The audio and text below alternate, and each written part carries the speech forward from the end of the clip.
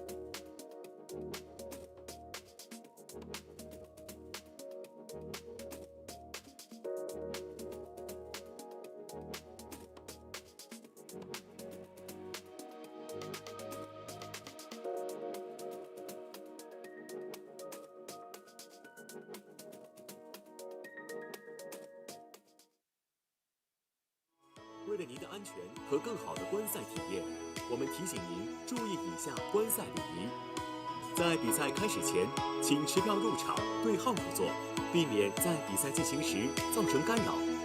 在比赛进行中，请保持安静，避免大声交谈、喧哗或使用手机发出噪音。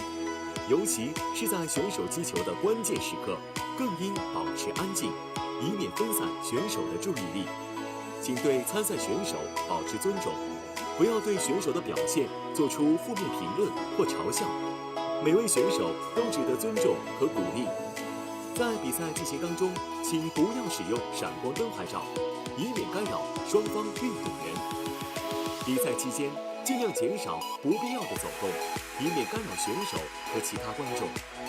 场馆内部包括正赛赛场、卫生间、办公室，禁止吸烟。如有需要，请移步场外。感谢大家配合，我们真诚感谢您对赛事的支持，并祝您观赛愉快。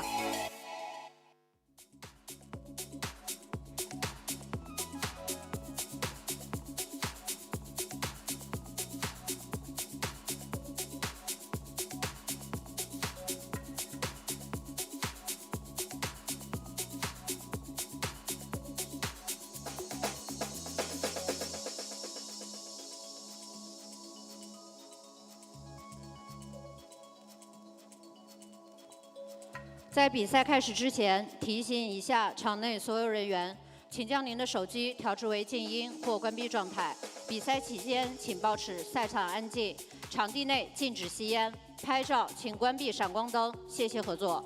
运动员手机发出声响，第一次判犯规，第二次判负一局，以此类推。比赛禁止弃权，禁止为对手满球。以上行为将会被视为违反体育精神的行为，会受到组委会的处罚。欢迎大家来到利百文台尼乔氏杯2025中式八球大师赛南宁站的比赛现场。接下来要进行的是第3阶段双摆第2轮33至64场的比赛。下面介绍本场比赛出场的裁判员及运动员。1号台裁判员何秀红，运动员李克、苏尼日。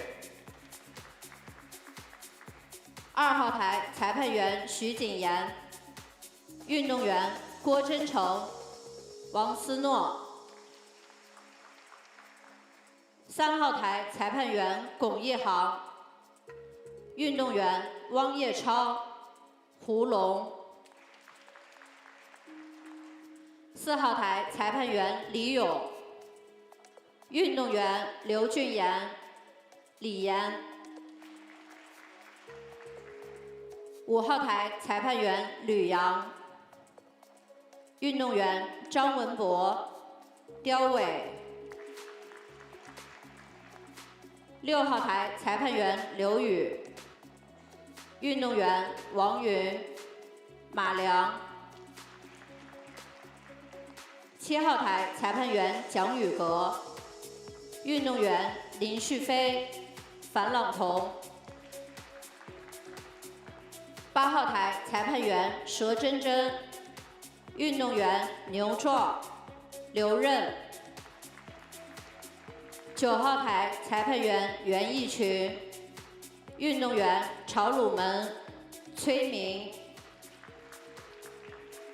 10号台裁判员宋敏敏，运动员尹小伟、郑肖怀。11号台裁判员杨嘉玲，运动员李义南、张广豪。12号台裁判员商凯，运动员王大双、蔡建忠。13号台裁判员张婉玲，运动员肖翔宇、林任健。14号台裁判员玉玲，运动员孔德金、吴振宇。15号台裁判员徐小玉，运动员胡义宏、徐天伟。16号台裁判员刘法恒，运动员刘海涛、沈申义。17号台裁判员马嘉欣，运动员陈成汉、孙鹏。18号台裁判员杨俊奇，运动员王鹏、崔明军。19号台裁判员傅东平，运动员黄浩洋、傅简波。20号台裁判员陆月，运动员蒋之茂、薛真奇。21号台裁判员高若飞，运动员齐国孝、董斌。22号台裁判员张毅，运动员陈思明、康延壮。23号台裁判员匡俊涛，运动员周龙、金鹏。24号台裁判员杨宇龙，运动员方雄曼、博俊杰。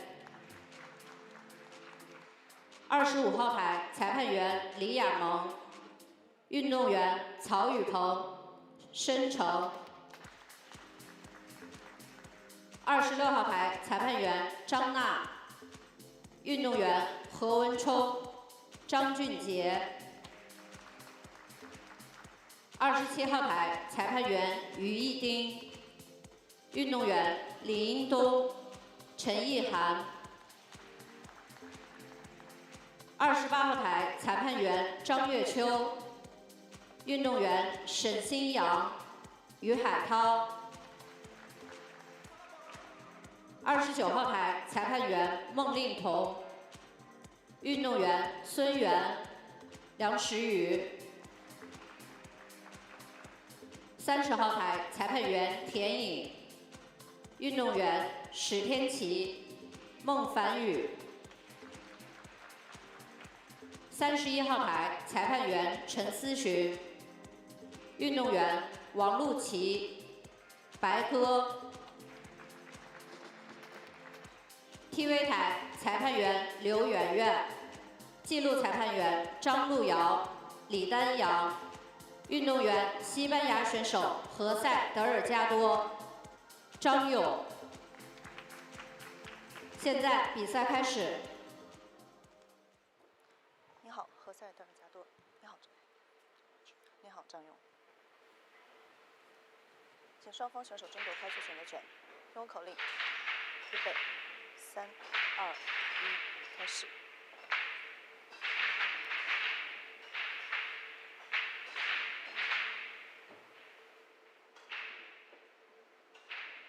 张勇获得开球选择权。And a very good day to everybody joining us. We are back for the 5 p.m. session here at the 2025 Joy Heyball Masters Nanning Station Division 1 Tour. And we are in the round of last 64, stage 3. I'm your commentator, Raymond Tillack from South Africa. And I'll be with you right to the end of this tournament and for the Superstation coming after this as well. This tournament ends on the 24th of December with the final at 7:30 p.m. local time. The next day we'll have the opening ceremony for the start of the Super Tour Superstation. That'll start on the 25th. That goes up to the 4th of January. Now on the TV table, Jose Alberto Delgado from Spain goes up against Zhang Yong from China. Now Jose is the last international player left in the tournament. This is winner's bracket of stage 3, where we take 64 players down to 32 double elimination. Both these players won their first matches in stage 3 earlier this morning at 10 a.m. local time. Jose was up against Zhang Zhonghao, won that 13-5 with quite a few break-in runs and rack-in runs as well. And his opponent won his match 13-7. So those are some convincing victories for both of these players. And I think we are in for a real treat here on the TV table. These players are guaranteed a top 48 finish in the tournament, but that's not what they're after. They want to get into stage 4. They want a chance to play to get into that final. Stage 4 starts tomorrow afternoon. Once again, a redraw before each round, just like stage 3, where we play 32 down to 1 single elimination.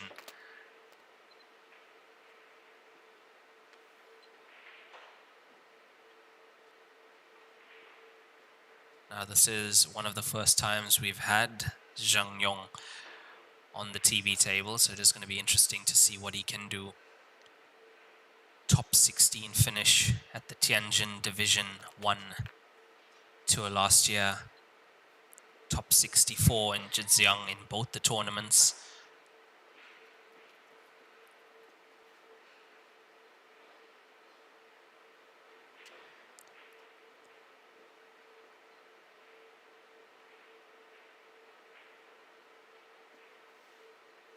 So far looks like he is having a really good tournament himself.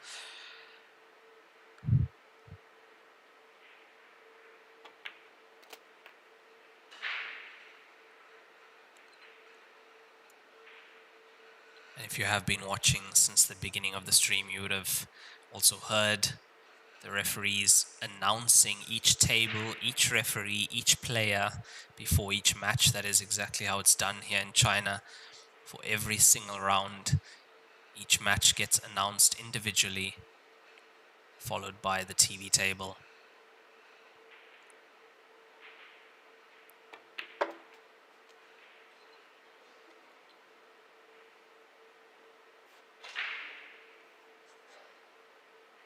And it was Zhang Yong winning the lag, which meant that he breaks first. As we know in this winner's break format, how dangerous these players are when it comes to breaking so well and able to make the finishes. That is straight away an advantage.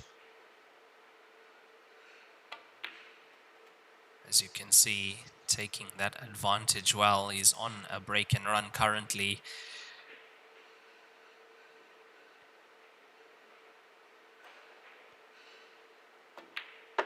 And that's very nicely done from Zheng Yong to take that first frame with the break and run. Winner's break format means he will be breaking in the next frame as well. So off to a very good start is Zheng Yong.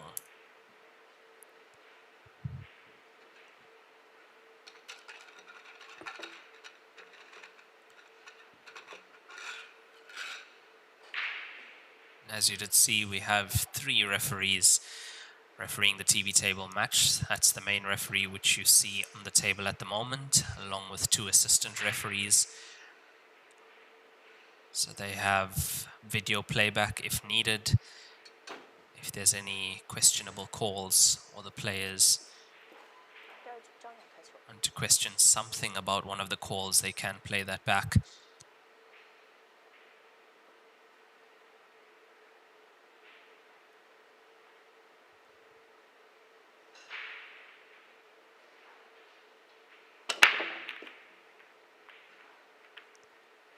Yeah, another big break, but not the best split. He manages to make one into the right center pocket. It took a while for that ball to get in there. Yes, the 15 was just knocked around quite a bit, finds its way into the right center pocket.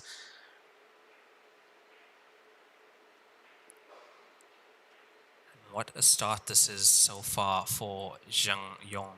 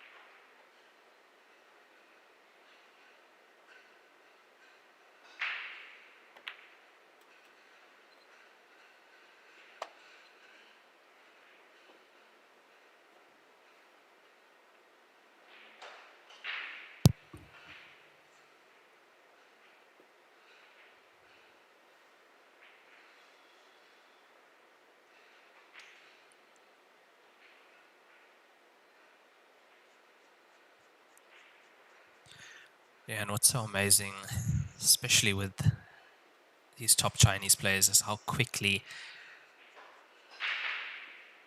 they can pull a lead out and how quickly they can even make a comeback if they are behind. We saw that earlier in the day. Kong Dejing, 8-3 down, made a comeback to take the lead 9-8. Unfortunately for him, wasn't able to win that match. It went down to decider. It was Kong Dejing against Chao Yupeng. Final score 13-12 in favor of Chao Yupeng. That is on our YouTube channel and on our Facebook page as well if you want to have a look at that match.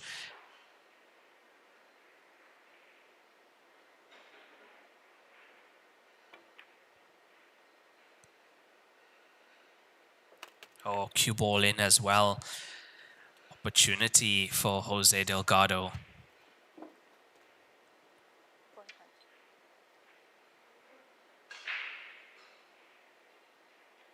That's ball in hand anywhere on the table. He's playing solids. Delgado, World 9-Ball Tour Pro.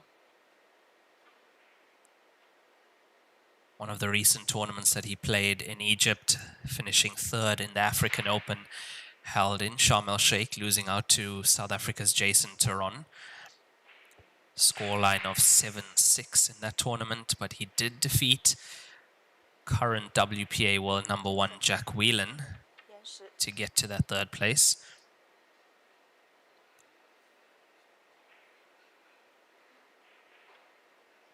So although he is a World 9-Ball Tour Pro, has been playing Heyball for around 2 years, and looking to get into it full time as well.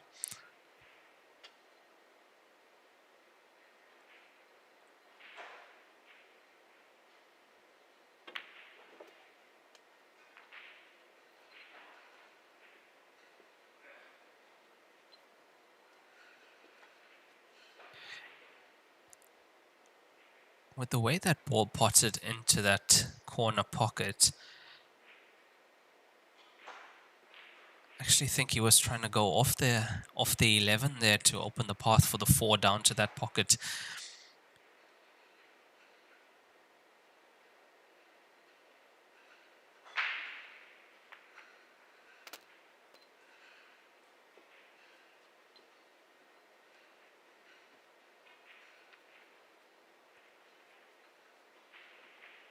From here, it does look like the 4 can get into the center pocket, but that is a very steep angle to make. Getting that into the right center pocket on our screen.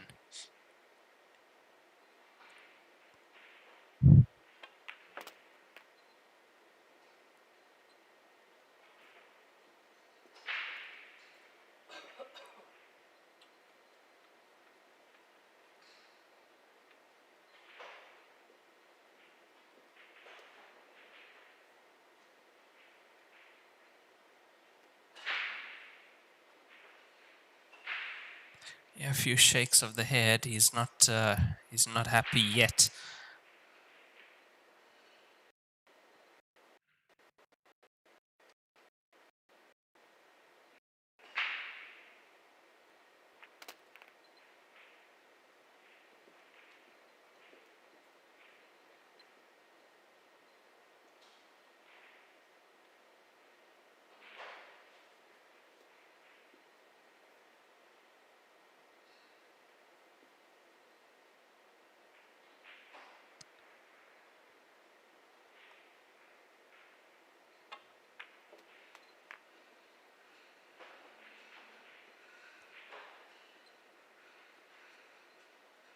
Yeah, just on the 7, a roll more and he wouldn't have been.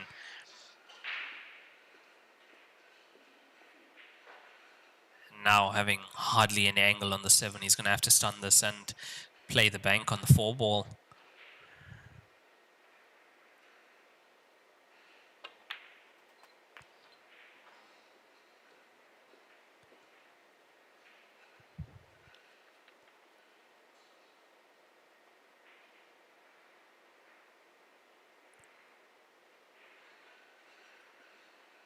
Yeah, I back him to get this one.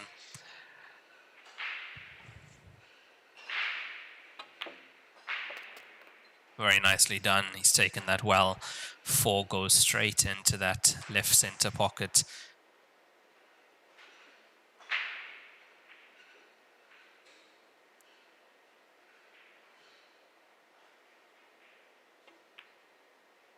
And he has definitely made the most of that opportunity at the table after the error from Zhang Yong. It is 1-1 as Jose Alberto Delgado equalizes in this race to 13. Winner of this match qualifies straight through to stage 4, last 32 of this tournament.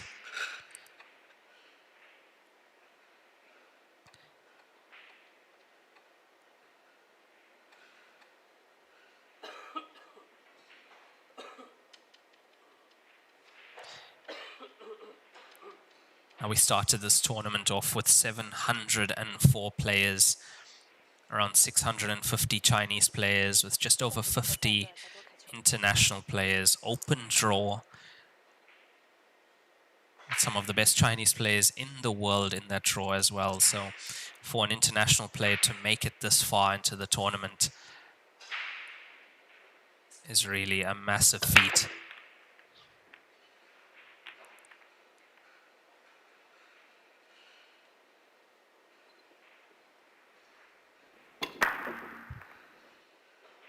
He's hit them center, hit them square, quite a lot of power, but just not able to make a ball on that break.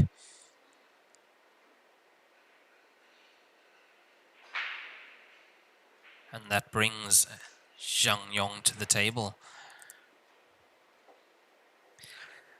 Yeah, so in stage 1 of this tournament, we went from 704 down to 176, where we added 16 seeded Chinese players.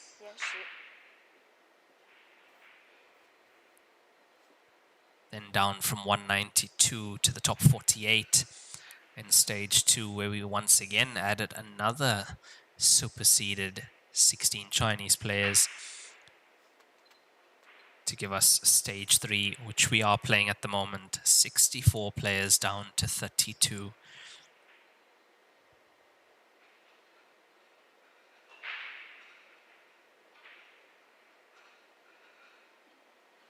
This round is a race to 13.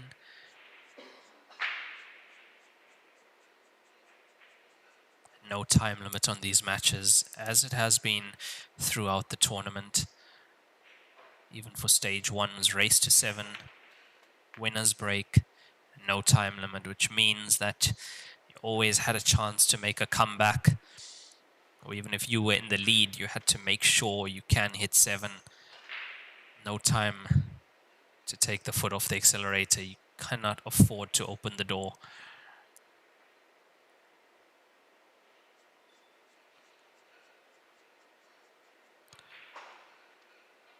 Yeah, these tournaments really do test you.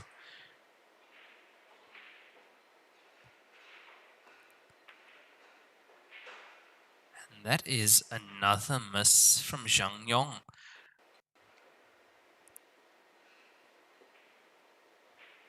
Like the first one in the previous frame, that was a bad positional shot, but this, Jose as well sat in his chair, was not expecting to come back to the table that soon.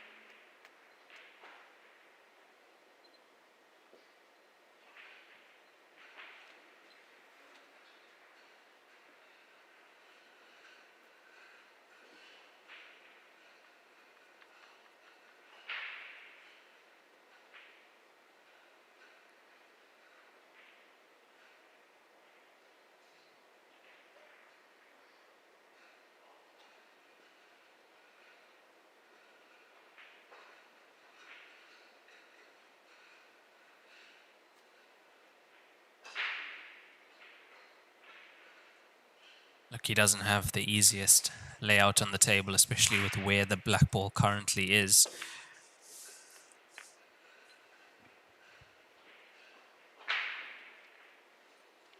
But he's got a good chance to take the lead in this match now, does Jose Delgado.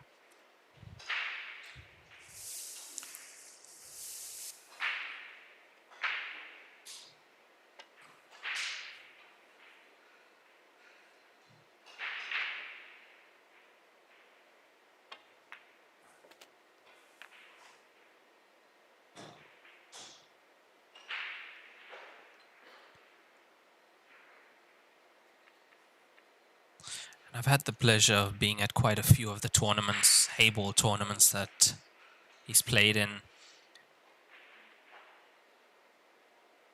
One thing that strikes me about this player is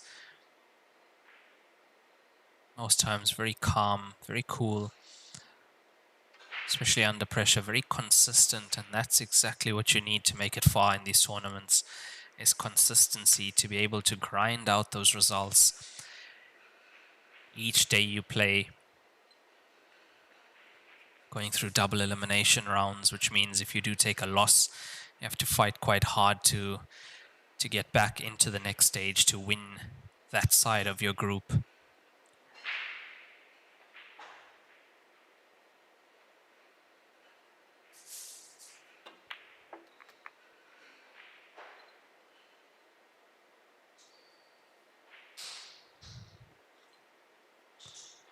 Look, it's not perfect.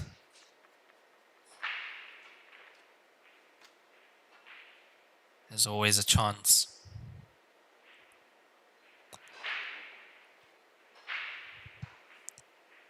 Yeah, you got to feel that he's going to be taking on the bank here and screwing back to play the black ball into the bottom left corner pocket.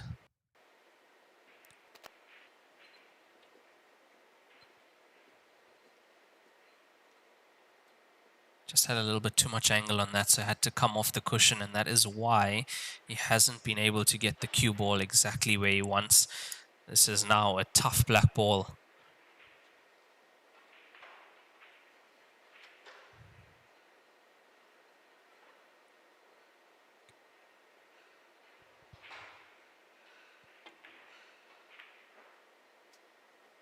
It's not there. It's not there, and I don't think he's closed the pocket enough from this angle. It looks like there's definitely space for the two to get through.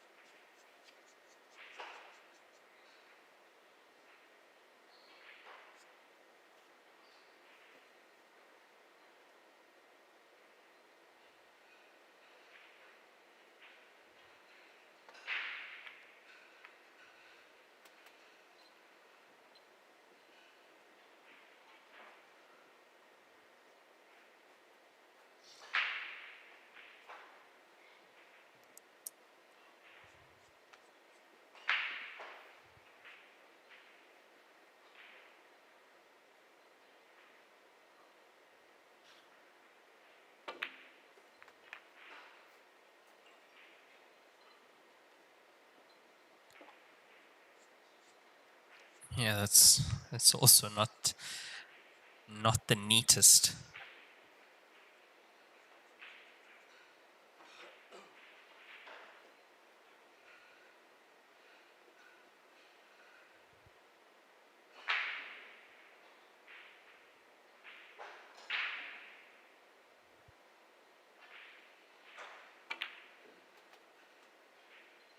But that was a top draw pot.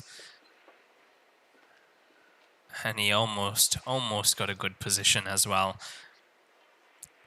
These are tough shooting into a blind pocket. Having to draw the cue ball just the opposite side of the table and down.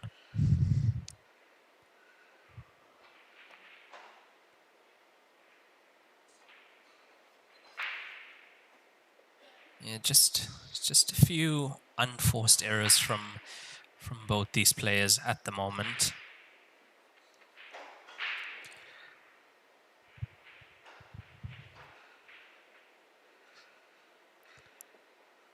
This is the third frame of this match. This is a race to 13 so far. One break and run from Zhang Yong.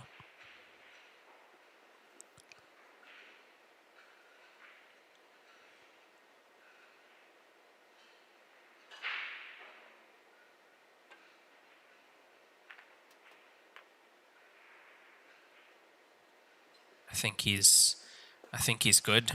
He's played to pot the 3 with the black ball, which is a legal shot in Heyball rules. As long as you make contact with your ball on first, you can pot your opponent's ball.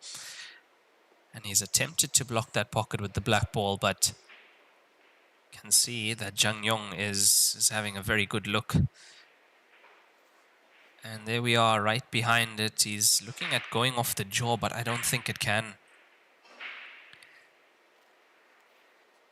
I really don't think it goes. From this angle, it looks like there's hardly any space, though. Yeah, there wasn't. And that is frame Jose Alberto Delgado. He leads 2 frames to 1 over Zhang Yong. 一点是聚焦、沉淀；一线是专注、艺术；一面是缜密、智慧。方寸间雕刻，毫厘间镶嵌。成木质之美，雕琢洞天。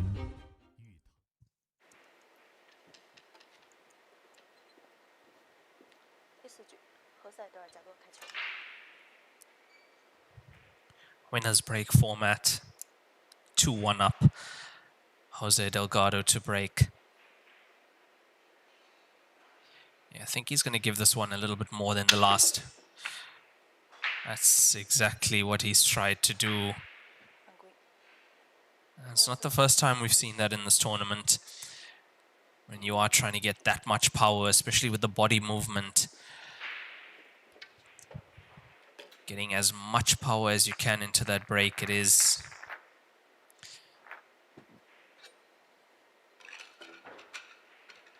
quite common to see a miscue now and again.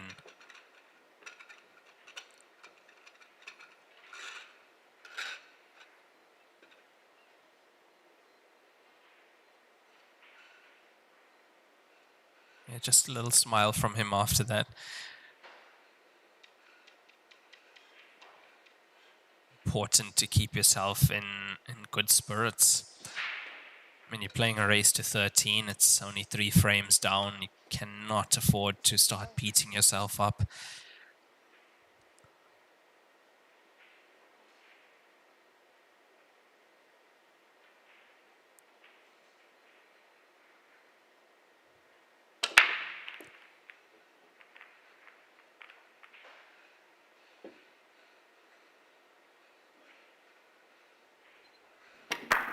So in that scenario, the miscue would be considered an illegal break.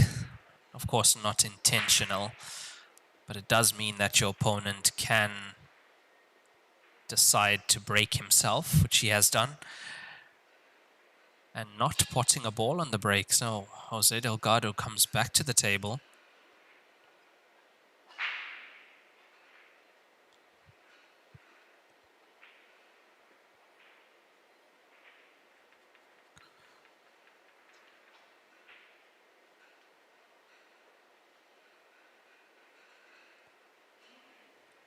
Seconds.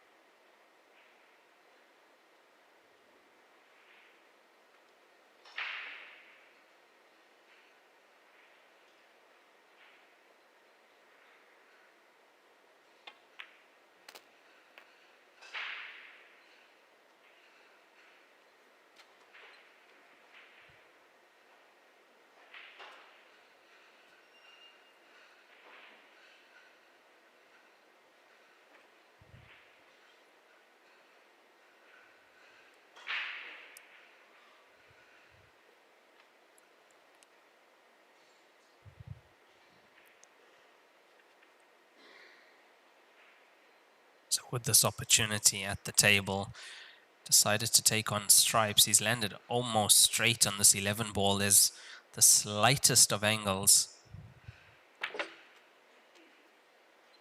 Yeah, it was a nice shot. That was a much tougher shot than it looked like. To really cue that in well to get that much angle out of that.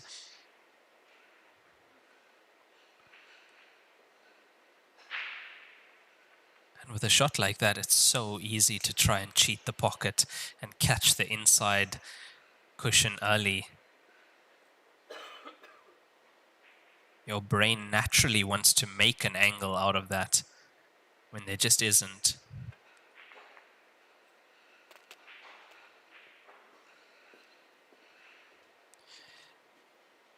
Yeah, he's starting to flow, but now is Delgado.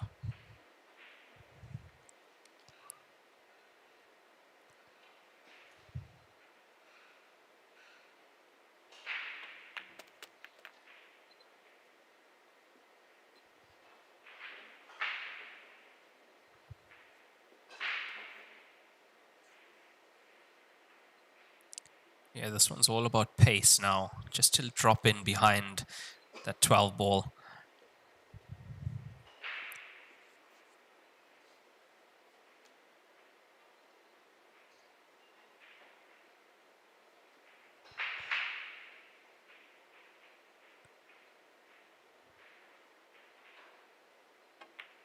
It's there. Black ball open to the center pocket, and this is for 3-1. Off the dry break from Zhang Yong, Jose Delgado gets his third point on the board. He's leading 3 frames to 1 in this race to 13. Winner of this match goes straight through to the last 32, stage 4 of this tournament.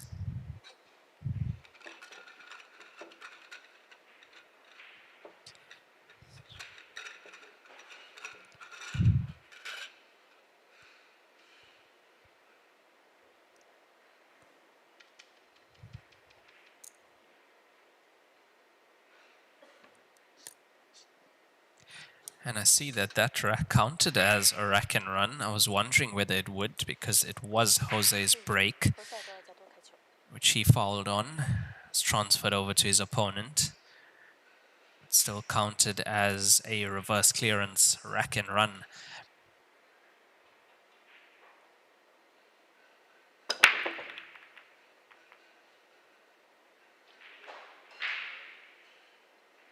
Both these players look like they are slightly struggling with the break now.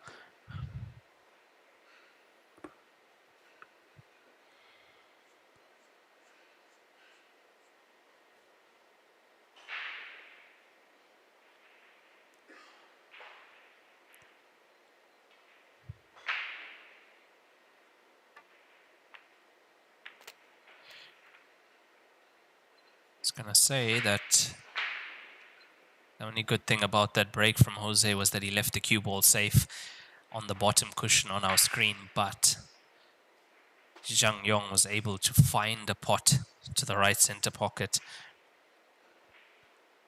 But he's not out of the woods yet.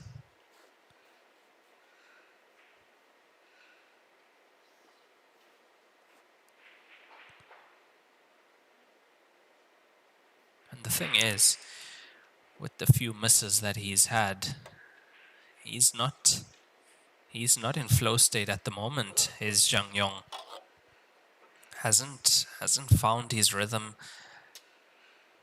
And we did see in the previous frame, it looks like Jose is gaining some momentum now. It looks like he has found a rhythm.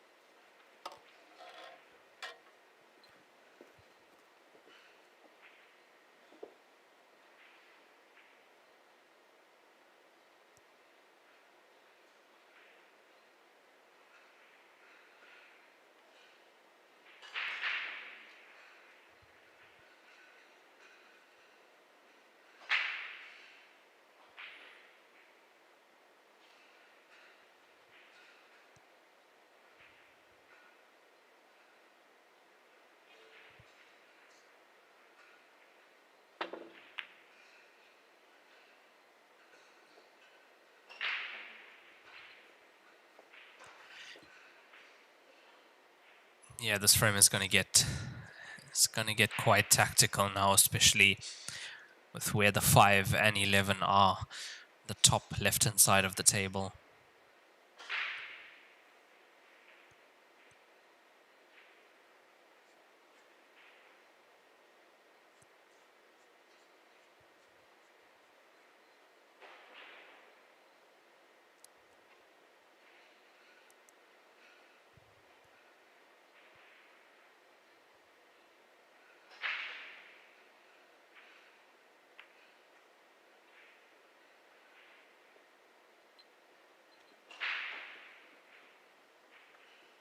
So what he's done there, blocked the pocket for the 6.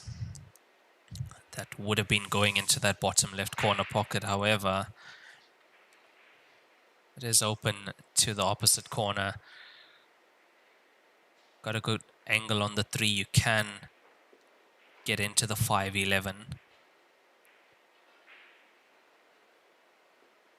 Yeah, there's a few options here for Jose. I think he might be attacking this now.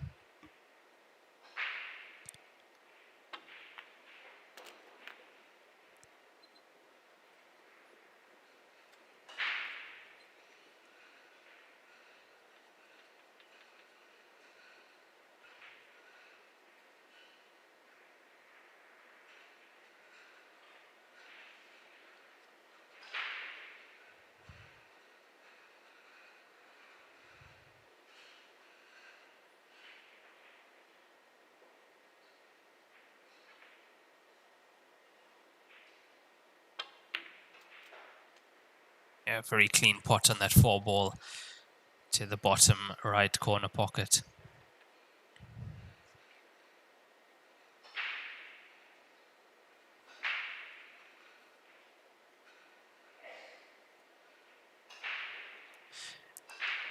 Wouldn't have minded finishing high on the 1. Would have meant that he could have come down for the 6 and played the 6 next. Yeah, just a touch too low on the 1 ball there, the previous positional shot.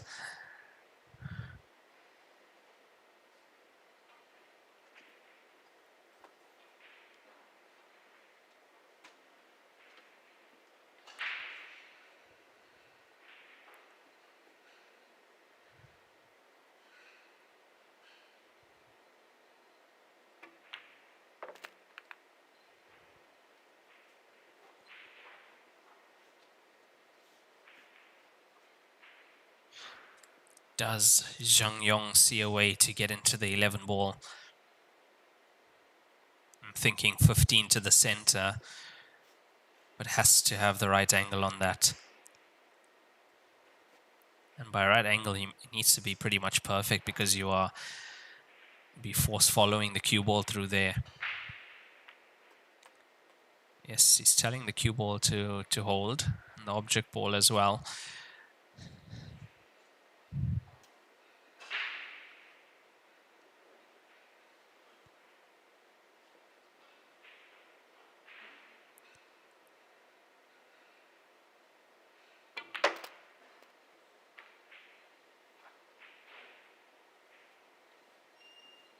How well has he played that? He deserves to be luckier. How well has he played that to thread through the gap between the 2 and the 3, come from behind. Anticipated the cue ball's arc perfectly. As I say, he deserved to be on one of these a little bit better.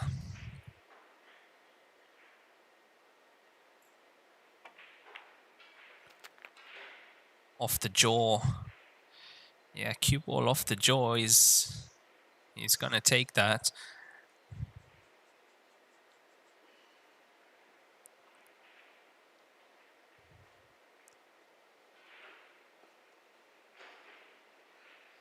I was thinking he'd play the 14, thread the cue ball between black ball and 9, but he wants to play the combination. that was what I was worried about. He was going to be worried about the cue ball going behind the 6. I think in that scenario, we should have opted to play 14 first, come through the gap for the 9.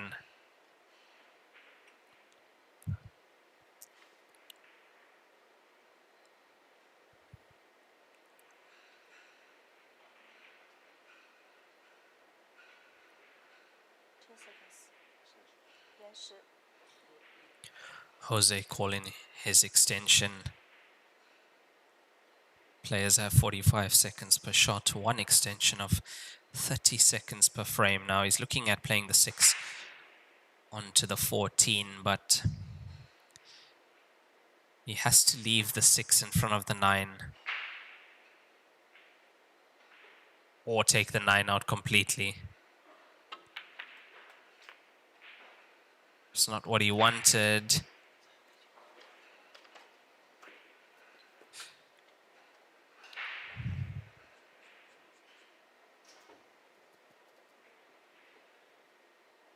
And also hasn't been that fortunate. There is a path to get to the 9 from where the cue ball is. Also not tight to the ball cushion. So this is very much potable for Zhang Yong.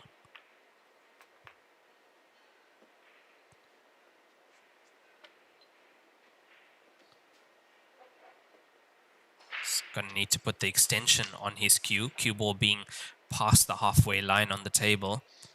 These are 9-foot Joy Q8 tables. It's a bit of a stretch to get to that one, and it's cost him. Yeah, he's just been taking his eye off the pot. Almost every frame we're seeing a missed pot that you don't normally see.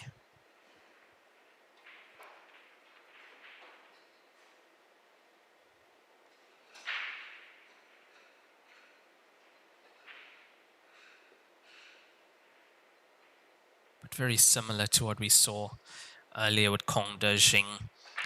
Took him a few frames to start warming up. I mean, he only started actually getting into the match when he was 8-3 down.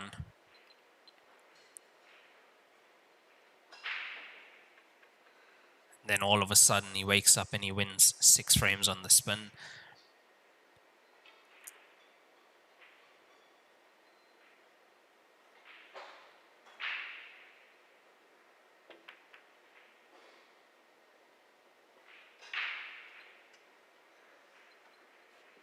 Jose's got the snooker, and already I see the jump cue in hand from Zhang Yong.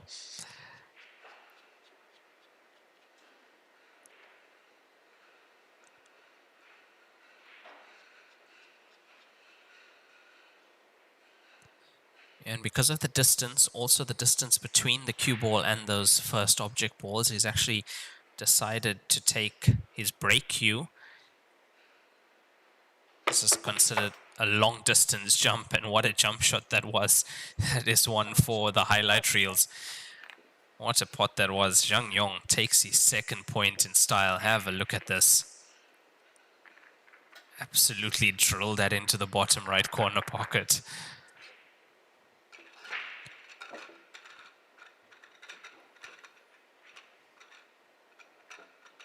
Yeah, there's a few things that'll make you smile in the sport, and that's one of them. That'll bring a smile to your face instantly.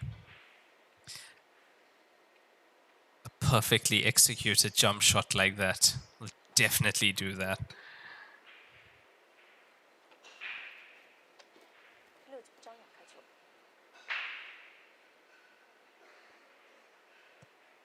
Score in this match is 3-2 to Jose Delgado, and winning the previous frame, Zhang Yong will be breaking.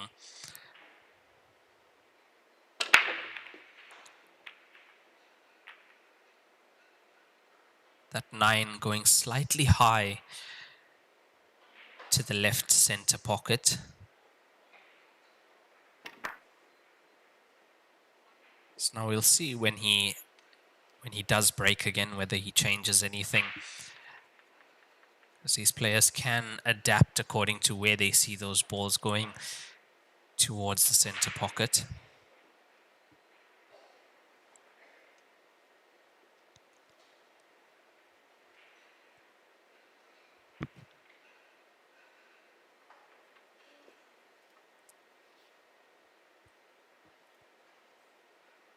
Seconds.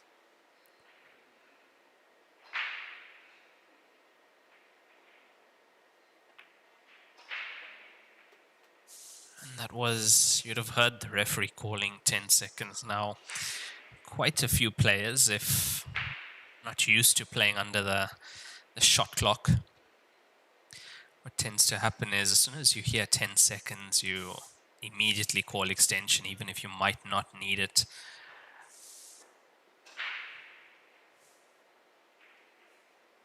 And then you get some players, and if you have watched our previous streams, you'll know exactly who we're talking about. Some players who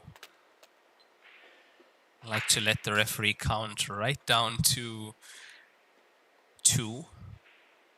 So after calling 10 seconds, the referee counts down from 5. So 5, 4, 3, 2, 1. Yeah, our very own Phone Cure is one of those players that like to play on 2 or even 1.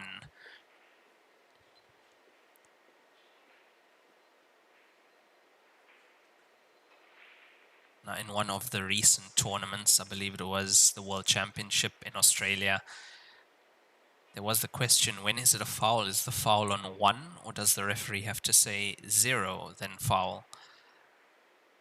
And we did get an answer to that. Can still play on 1. It's not a foul yet.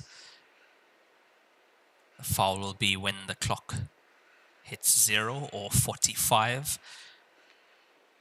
As you know, if a clock is counting down, or if you put the countdown clock on your phone on, when it counts down, there is still time between 1 and 0. That entire second is still left for the players to use.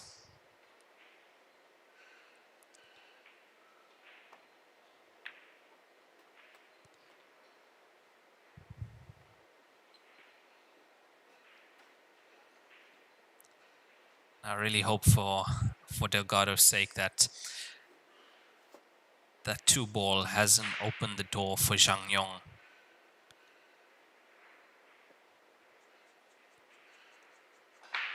Because so far he's managed to keep him at bay, he's managed to keep the momentum, but as we know in this game, things change so quickly.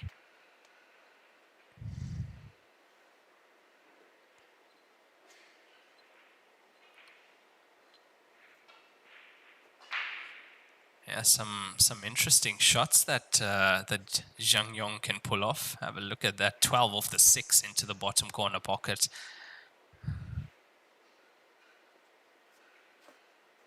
That's the only way he was going to keep that cue ball at the bottom end of the table.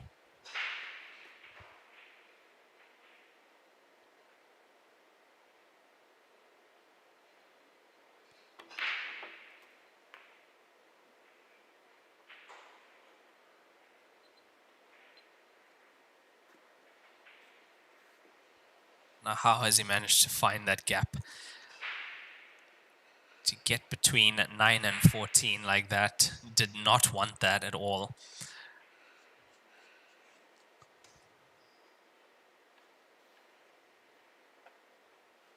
He cannons into any one of those 3 balls, the 4, the 9 or the 14, and he's on either the 9 or the 14 afterwards. Most probably would have had a shot in the 11 to the top right corner pocket as well.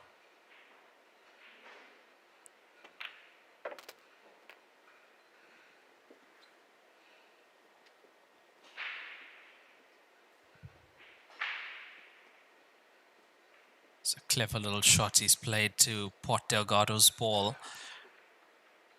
And at the same time, trying to leave a snooker on... He's got the snooker on the 2 and the 6 up table. However, 3 is visible, and the part of the 3 that's visible is the potting angle.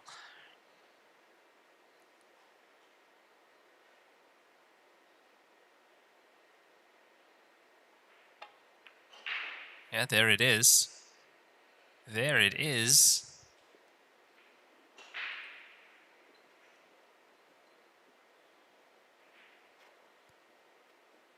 Just slightly short though. He's got a good cue ball. Almost glued to that ball cushion. Frozen ball.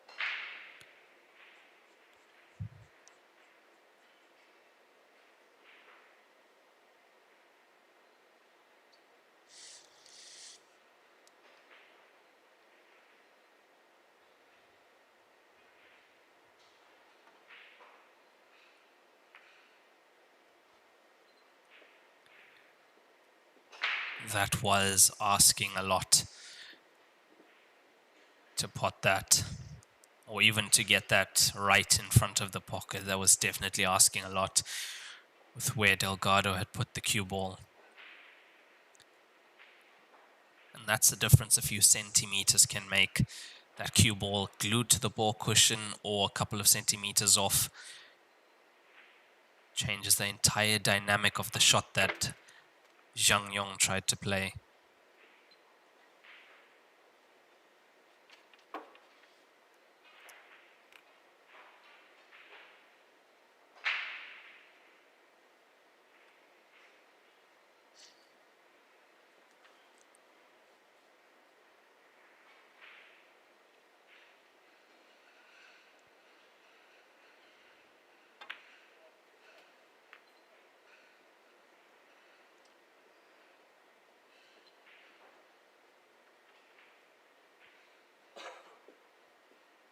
Should be setting up for the black ball into the right center pocket.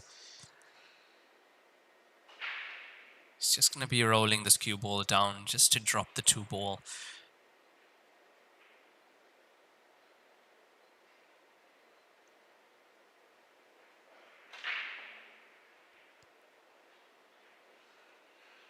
This is not easy by no means.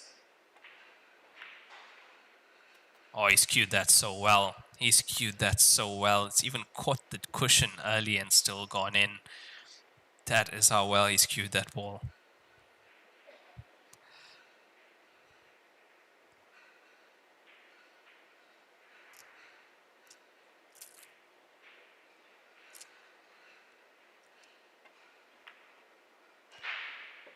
And it's there. Jose Delgado extends his lead once again. He is now 4-2 up against Zhang Yong.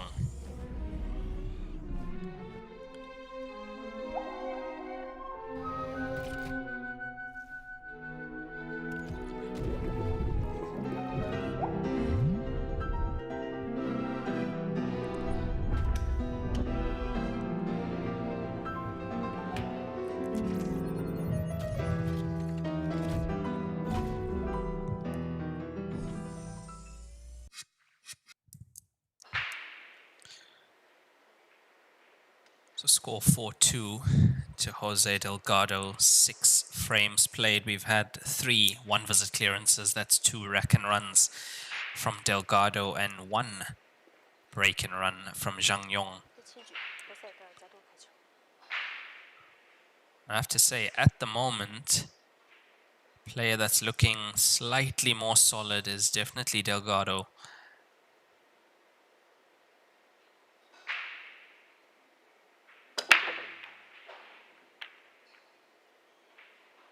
And even with his break, if you had a look at the 2 balls tracking towards the center pocket, just going above the center pocket, yeah, they're catching the jaws.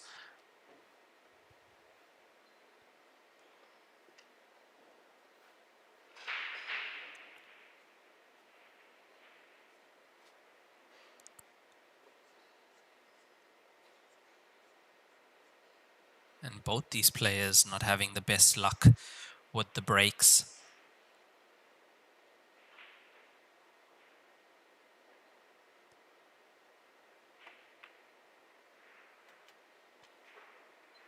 Good pot on the 9, stripes in play for Zhang Yong. Now can he eliminate the few slight miscalculations that he's made? Because that's all it is. It's It's been these small errors that have cost him these frames. That's why I say at the moment the more consistent player is definitely Delgado.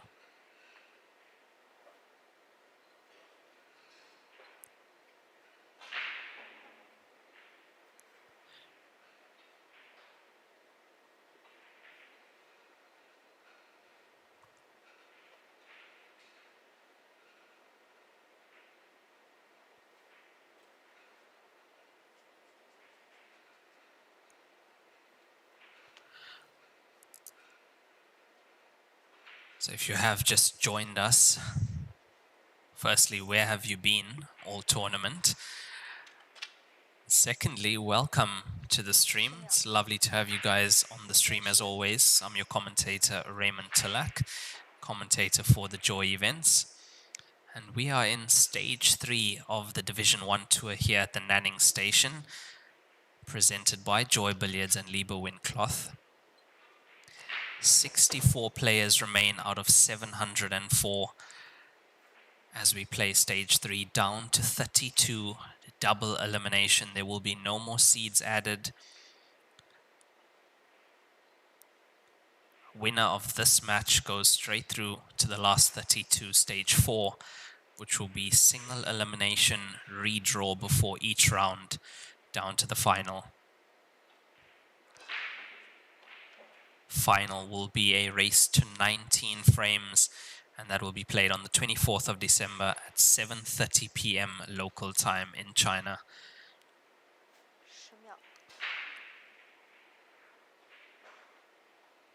Stage 3, however, which we are in at the moment, is still a double elimination stage, which means if you do take a loss, you can still get into that last 32.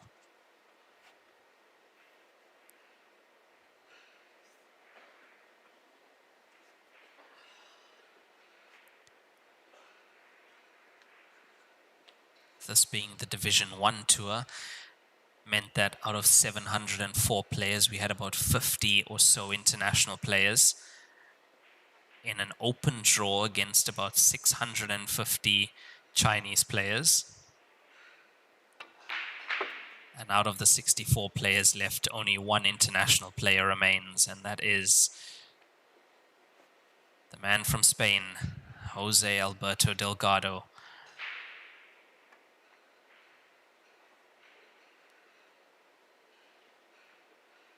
Oh, that's an error. That is a big error. 4-2 down, playing for a spot in the last 32.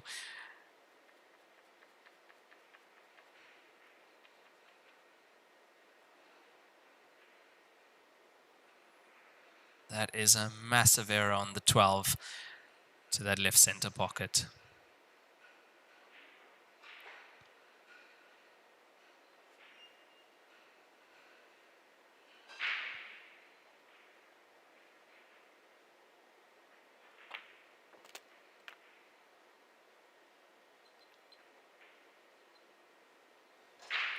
Yeah, it was worth a try to pot that 12 in that shot. Would have opened the 6 up to that pocket for himself. He's going to have to work for this 5th point, is Delgado.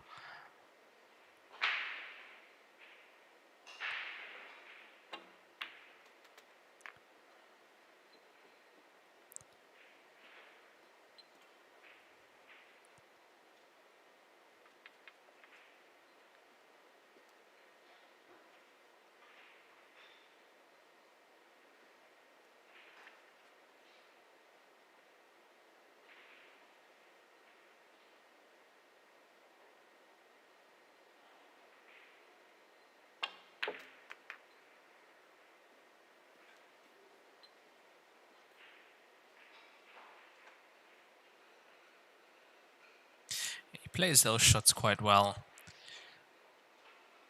Just able to squeeze an angle out here and there to get the cue ball away from the cushion as much as he can.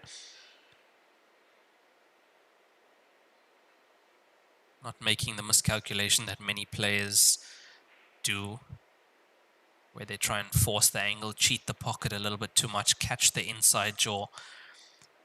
And on these tables, you have to be so precise. The game of Heyball, it's a precision sport. 人10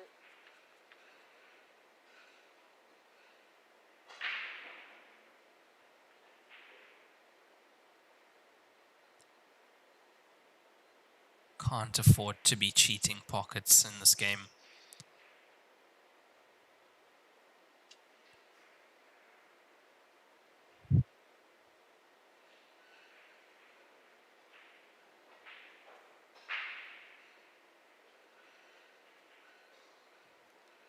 seconds. It's called as extension and the referee's called 10 seconds, which means got a bit of pressure to play this now.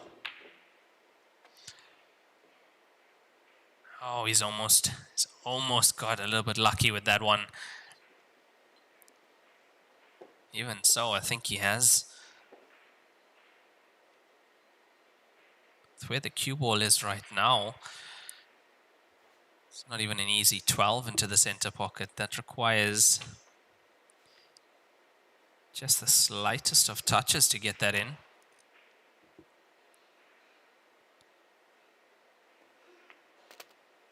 Off the jaw, no problem at all.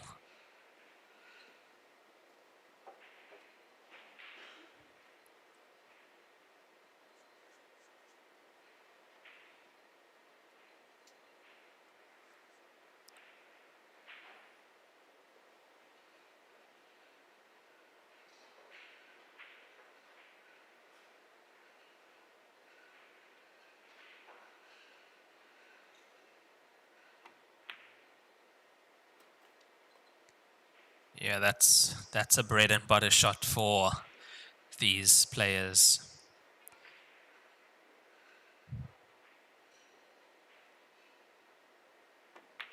They don't miss pots like that as Zhang Yong gets his third point on the board. And he wasn't punished. He was not punished for that miss to the center pocket by Delgado. Not enough. Score is now 4-3 in favor of Jose Alberto Delgado from Spain. There we see the stats, 2 rack and runs for Delgado, 1 break and run for Zhang Yong. After the next frame, we will have a 5 to 10 minute player break every 8 frames. If you have just tuned in, this is a race to 13 for a spot in the last 32 of this tournament. Winner break format as well. So far, it's a very tight match. And I'd say more so because both these players have been struggling with the break. As expected, he has changed from where he's breaking. He's breaking from the side. This time, making a ball.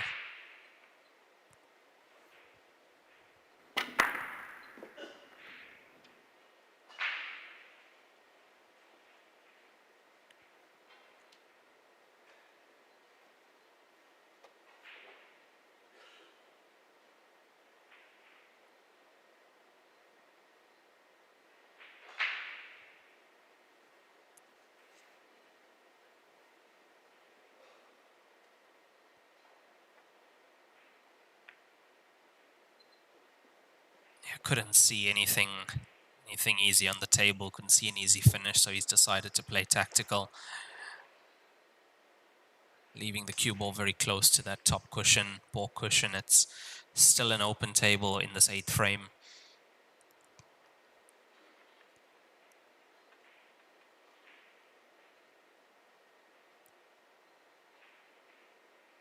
This is also what we tend to see with the side break. As you see quite a few clusters, you see the balls, almost all of them in the bottom half of the table.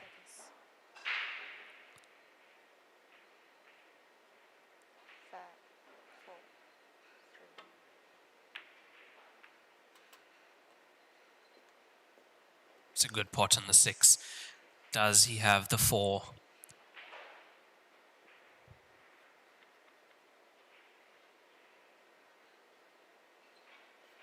Yeah, I don't think he does, and he's also pushed the 15 in front of that bottom right corner pocket.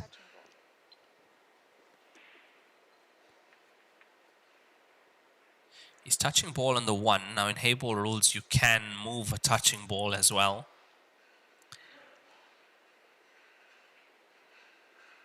And you also still have to make contact with an object ball.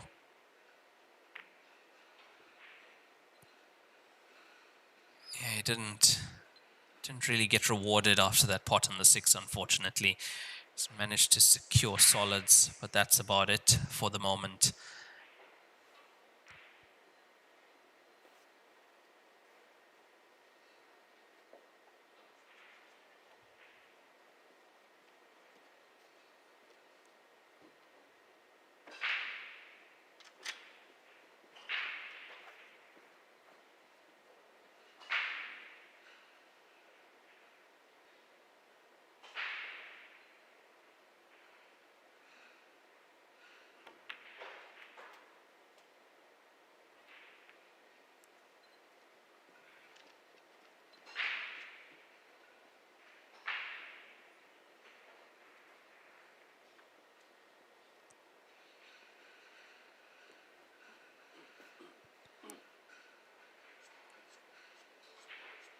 Yeah, I think we might be going into the 8-frame player break all square.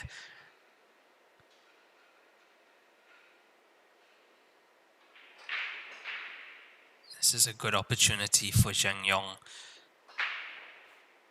to take his 4th point, and so far not the match we expected on the TV table. What we are seeing is both these players having to grind for each frame. And yes, we do love to see consecutive break and runs and the many rack and runs as well, but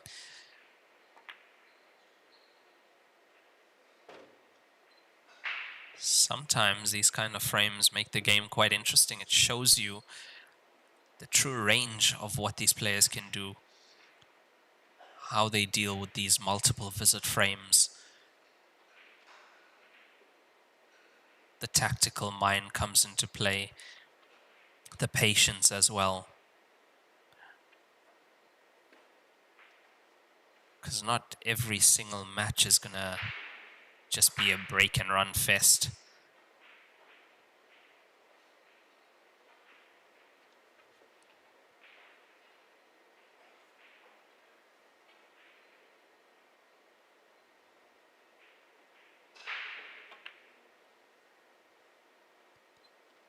He's looking for a good cue ball here.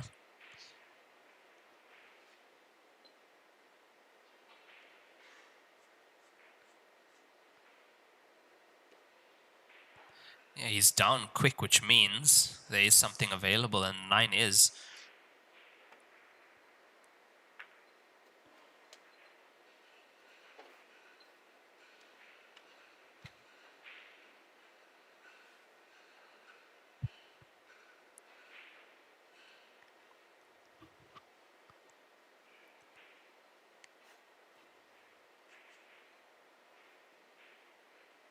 I think what we are going to see after the break is the player who can break in well, starts breaking well, better than their opponent. That's going to be the player that tends to take the lead.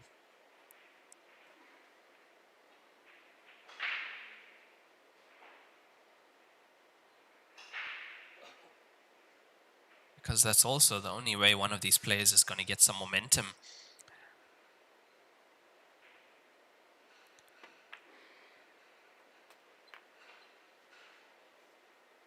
At the moment, it's pretty much stop and start. Picking up the pieces off your opponent's errors.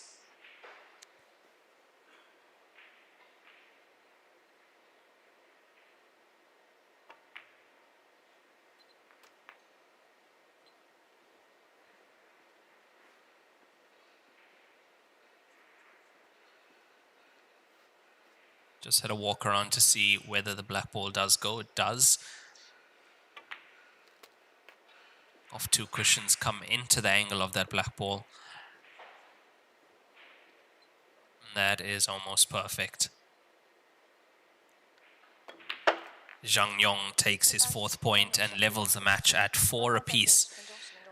And that will take us to the 8th frame. Player break, timeout 10 minutes. We'll be back in just a few. 乔氏金腿比赛专用，提醒您，精彩比赛马上开始。一线赛事指定台迷：丁俊晖、奥沙利文、郑宇博、楚秉杰等国内外一线球星代言。利百文台迷，高档羊毛皂。一点是聚焦、沉淀；一线是专注、艺术；一面是缜密、智慧，方寸间雕刻，毫厘间镶嵌。成木质之美，雕琢洞天，与腾龙之势，巧思匠心，以点线面，以小现大，步步为营，丝丝入扣，毫厘间不失方寸，握度间尽长天地。龙晕而起，潮流之势，包罗万象，独蜘蛛匠心之作。河北省天一集团创立于2013年，注册资金500万，员工230余名，有着10余年的生产经验及研发设计、生产销售于一体的大型生产企业。优秀的员工、先进的技术、精良的设备，严格的管理使公司得以不断的发展壮大。精确、可靠、专业是我们生产的精神和服务信念。天一沙发让舒适无处不在。我是代言人郑伟国，星星暴走，年轻自由。我是代言人雨龙海，星星暴走，年轻自由。我是代言人楚秉杰，星星暴走，年轻自由。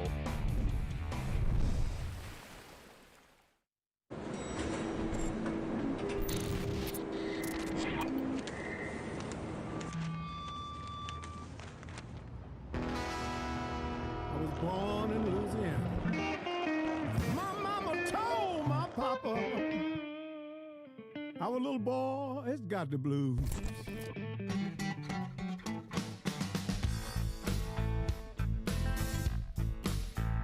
You better watch what you do to me.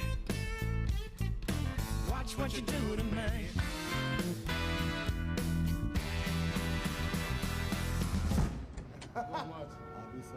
That's for no question. 冠军500万乔氏大师赛官方供应商，正红胶边均匀回弹，铸就一流打感，持续助力中式台球职业化联赛，制造好球桌，胶边选正红。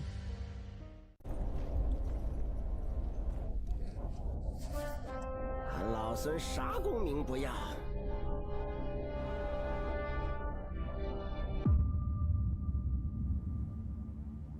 只求回到这花果山中了，过过逍遥日子。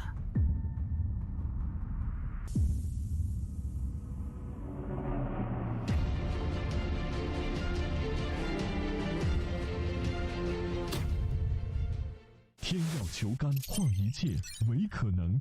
中式八球，俗称黑八，是一项原创于中国的运动，在乔氏的推动下，已走进全球96个国家。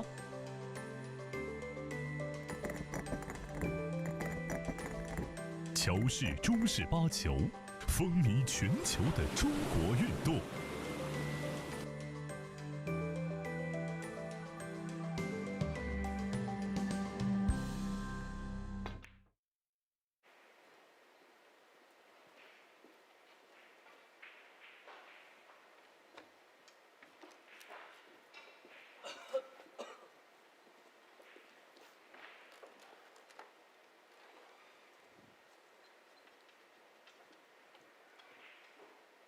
名结束，比赛继续。第9局张勇开球。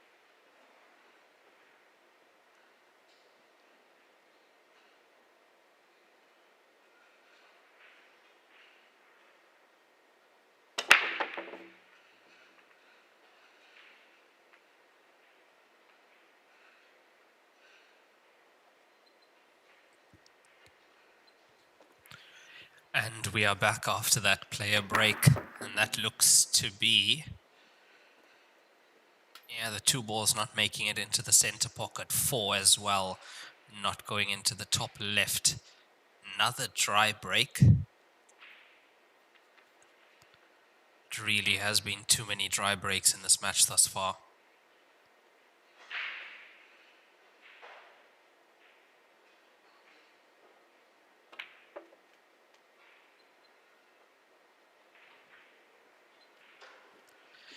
As you can see, the players do get a 10-minute break, but usually only take about 5 minutes, just walk out of the arena.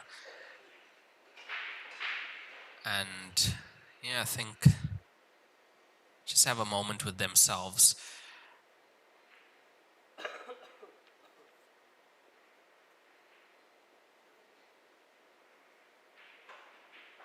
And at the moment, a few errors from both these players, but all square at the moment. And look, having made a few errors to have the scoreline all square, I think they won't be too upset with the result.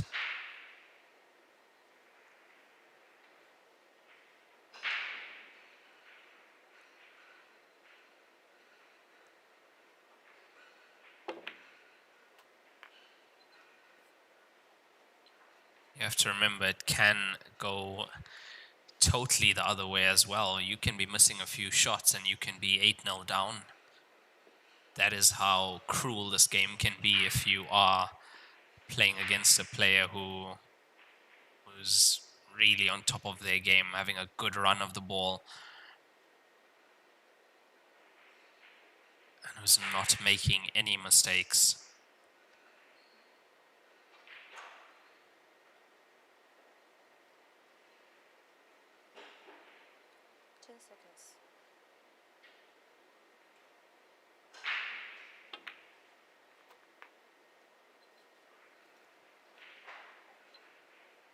Does he still have the 5? I think he might just.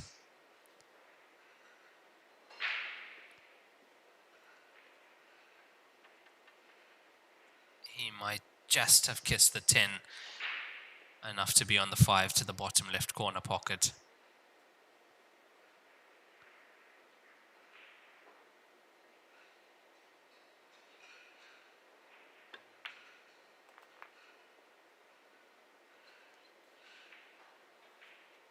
And he's played that well to get the cue ball around the black ball into the top half of the table.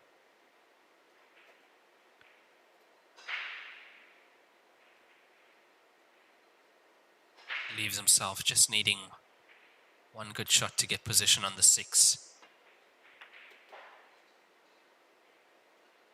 Needs a little bounce, would like a little bounce.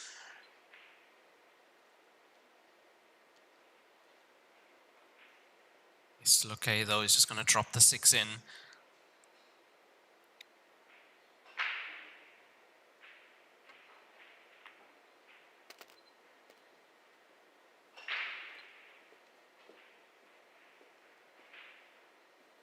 Looks good to me.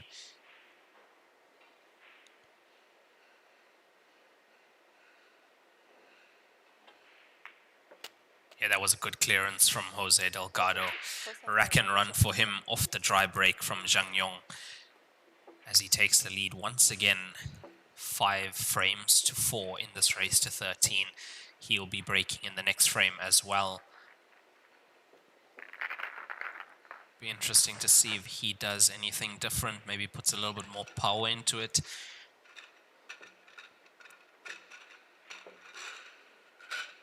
Maybe puts a little bit more pop into the break as those 2 balls are coming high on the center pocket.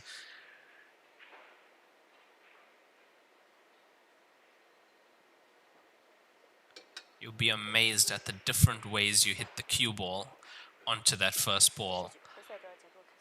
What a difference that makes on the trajectory of those two balls going towards the center pocket. He's moved the cue ball to the side.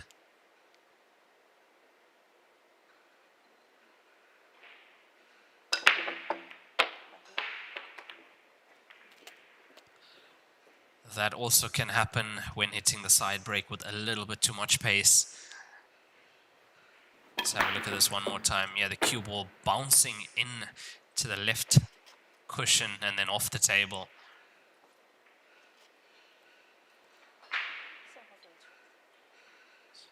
Yeah, it looks to me like both these players, after 9 frames, they are getting quite desperate to get a good break and to find a good break in this match.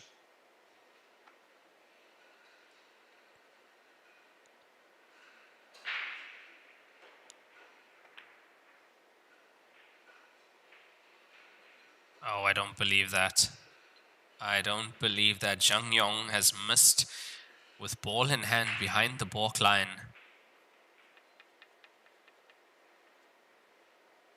Yeah, he knew it. The moment he struck that, he knew it was off.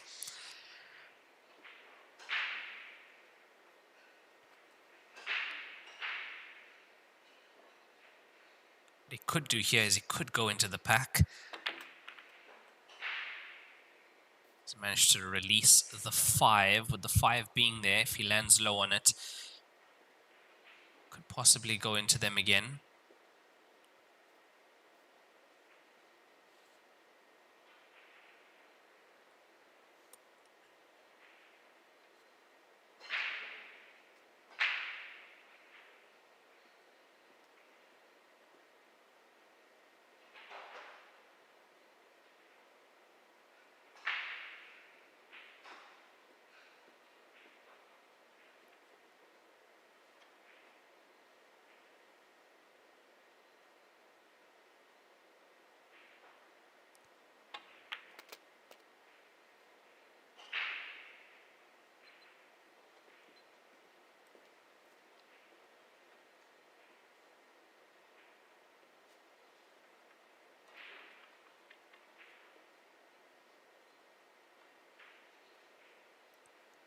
Yeah, this is an interesting situation. He's left himself very, very short on the 6. However, it does mean the cue ball should be tracking towards that little pack.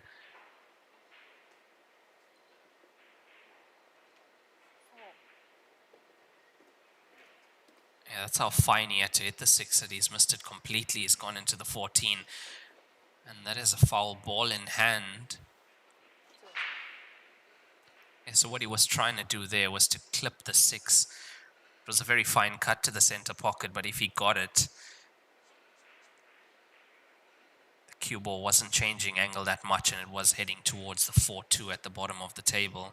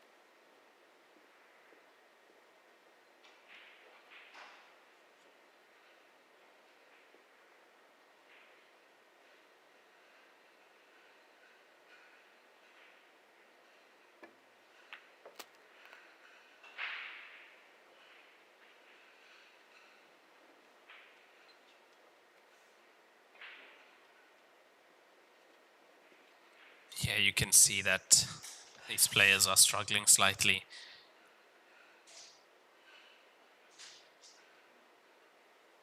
Takes a lot of grit to be dealing with this situation. Have to be able to pull yourself together.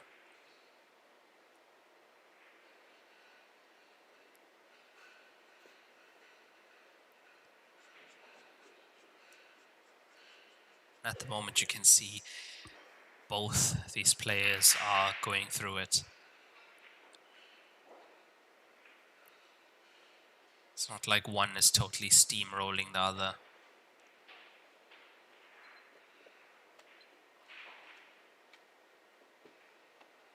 And it's just a few rolls here and there, just a few slight errors that make such a difference. At the end of the day, this is a game of fractions and millimeters.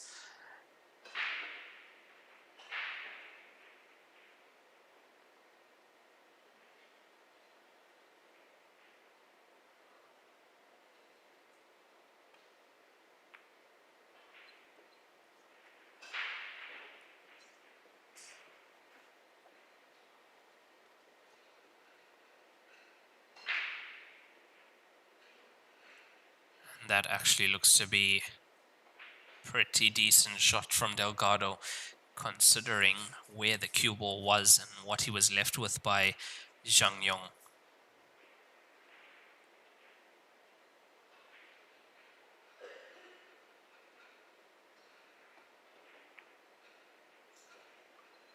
Gonna put him in a similar place, except this time the 3 goes. He wanted that cue ball another 30 centimeters at least towards the right side of the table. The 3 ball definitely goes to the center.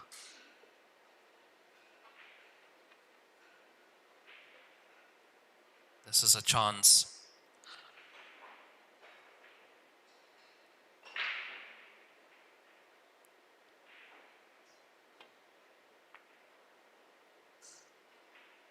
Overcut the 3. Question is, what has he left on for his opponent?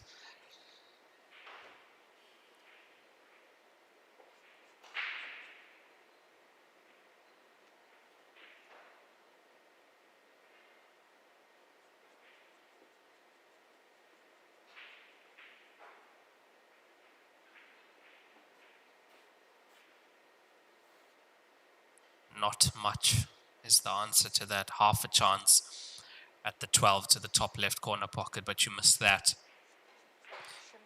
Surely giving the frame away.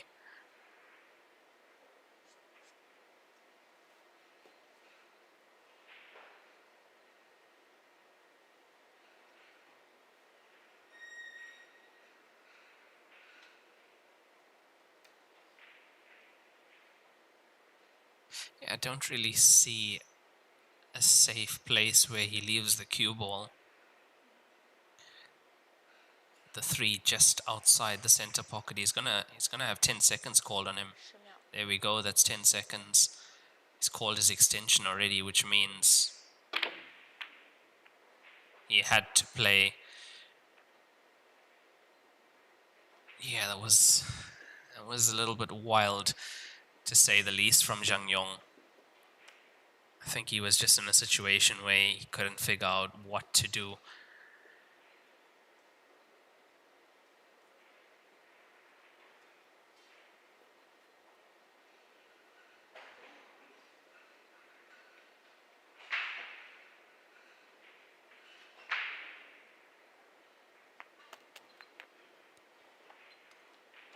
Now, the question I'd be asking myself is, in a situation like that, where you are prepared to play a bit of a wild shot like that, would you have been better off actually taking the pot on, the 12 to the top corner pocket? Possibly. And yeah, of course, it's quite easy for us watching to see these things, but when you are in that arena,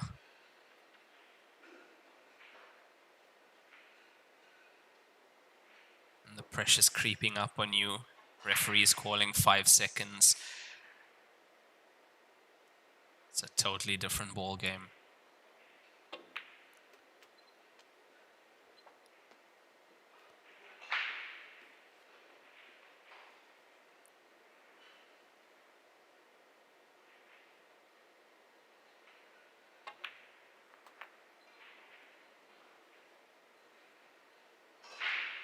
That was nicely done.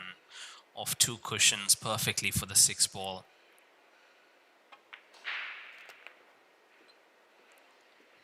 I did say if he leaves Delgado in, it's surely going to be frame Delgado, and it is.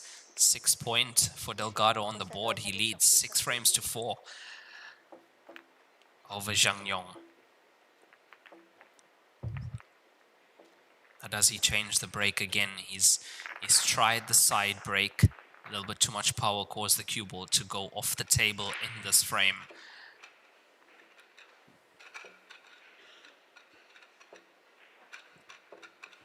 And that also left a bit of a cluster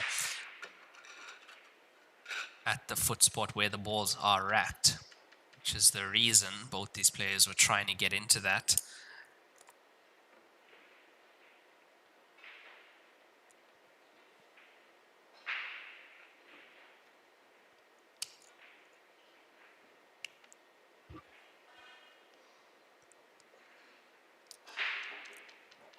And in this tournament, stage 1 was a race to 7, stage 2 race to 9.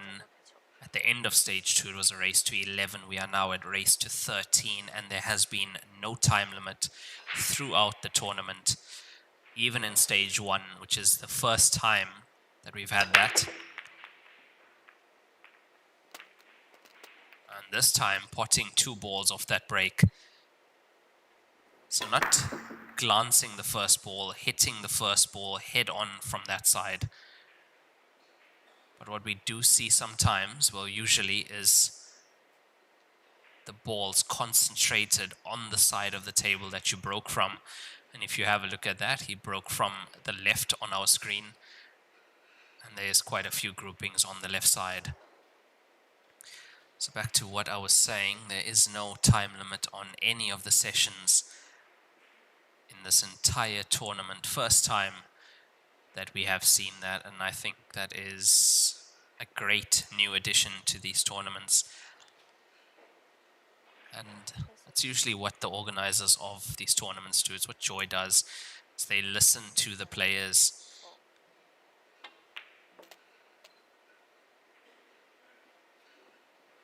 Because many times, especially playing the qualifying rounds of stage 1, it's race to 7, 100-minute time limit. Your opponent goes 5-1 up on you, and you start looking at the clock. 30 minutes left, 20 minutes left. It becomes a race against time. You aren't playing to your full potential. You aren't playing your best. You are more worried about the match clock than the actual game.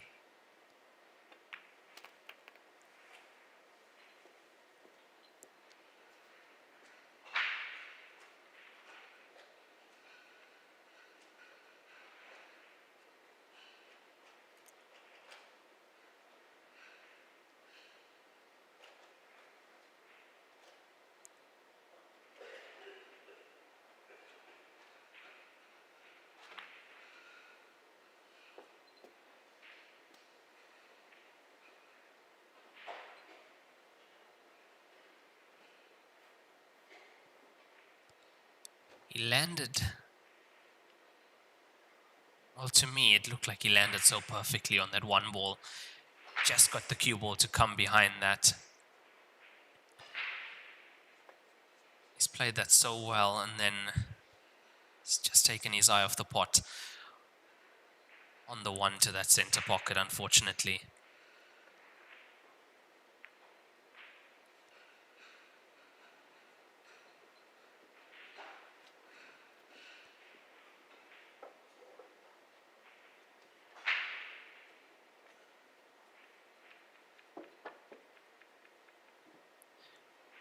Now, how is your safety game, Zhang Yong? I think he's left the 2 on. The 2 is definitely available. Potting angle is open past the 9.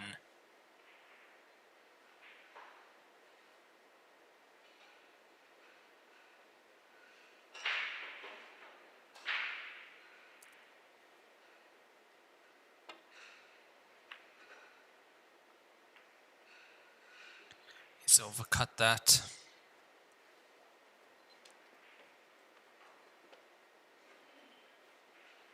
He's He's left a few on here. The 10 goes to the center pocket. 14 is available as well.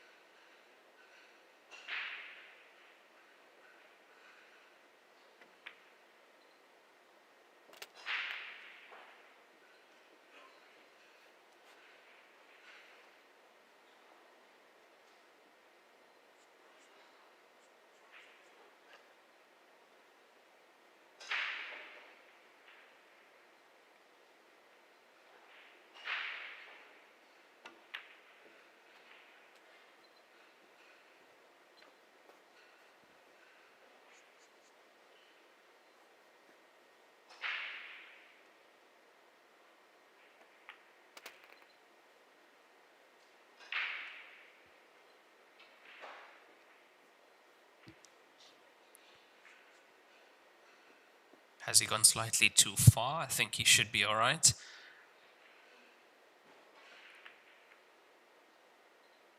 Using the 7 to hold the cue ball, but look at what he's done. You cannot make this up.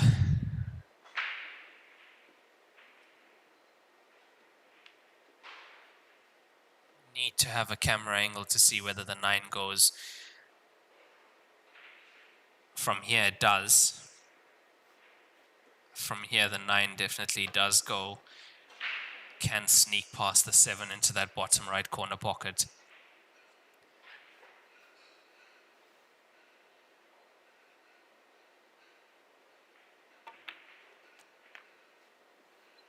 Deciding not to take it this way.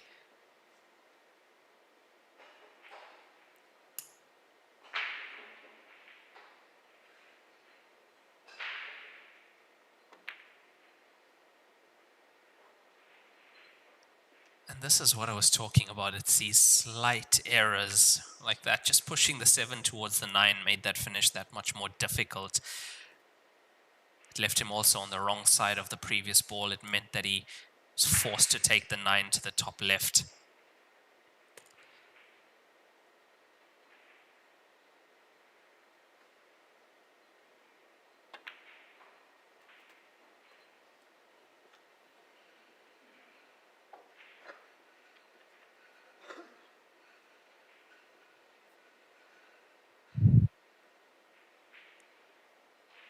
What a chance this is now for Delgado to take a 3-point lead.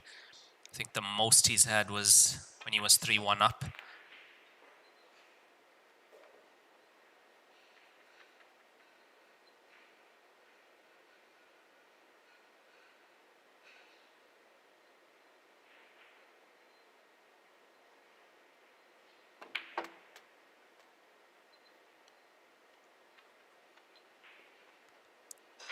Got himself an angle on the 1 as well to come closer to that black ball.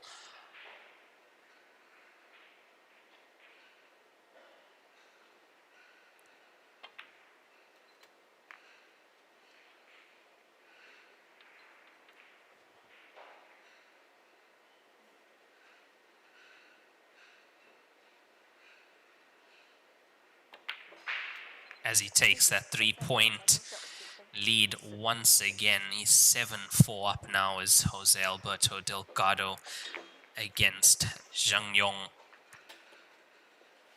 Yeah, I think we need to call Jose the Punisher because, I mean, he's just punishing the mistakes from Zhang Yong. You can see it. As soon as Zhang Yong makes an error, Jose's at the table and he just capitalizes straight away. Gets those points on the board. And out of both players, he's the player making less mistakes. And he's the player currently leading by 3 frames.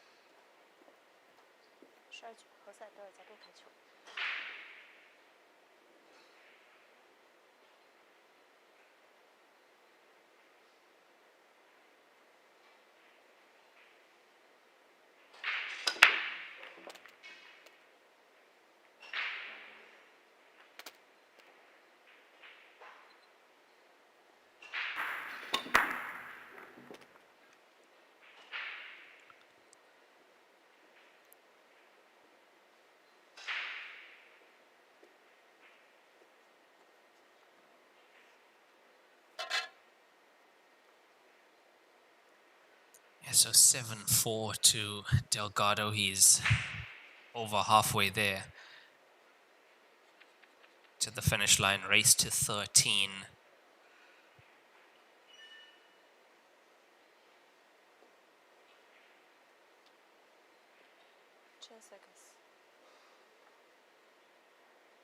Looking at playing the 7-4 combination to secure solids. It's there.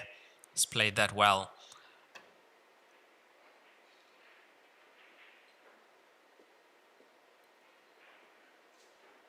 And once again, as we have seen before, he's getting a little bit of momentum now as Delgado.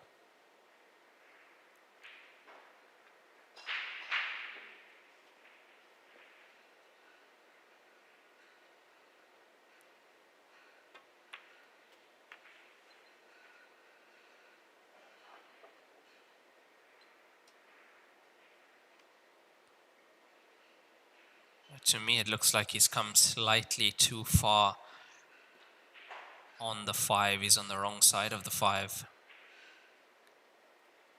If he was shorter on the 5, he could stun over for the 2 into the same pocket.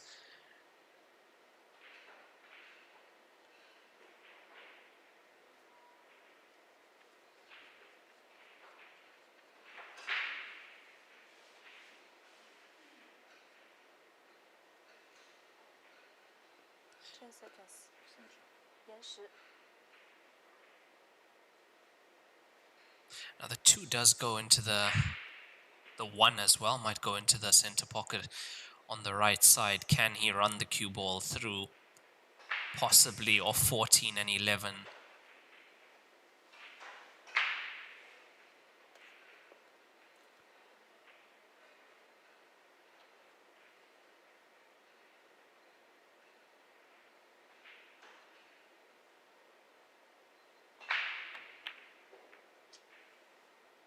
Yeah, that's a tough shot to play on these tables, on this cloth. From that distance, he's tried to play running top side. He knew he was always going into the 11, so he had to put a lot onto that cue ball to get it to where it is. And as you can see, he would have had the position on the 2 to the center pocket.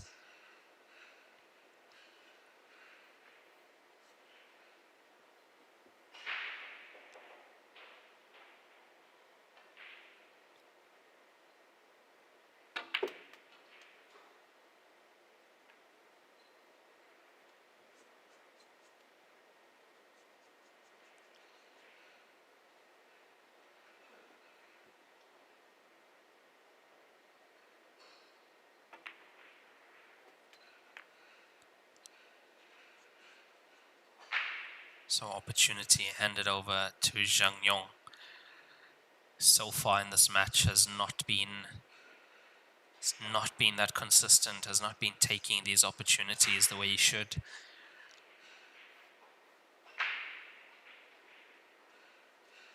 Race to 13. Call it a medium distance race. There's always time. Time to find yourself. Time to find your game. Time to make a comeback.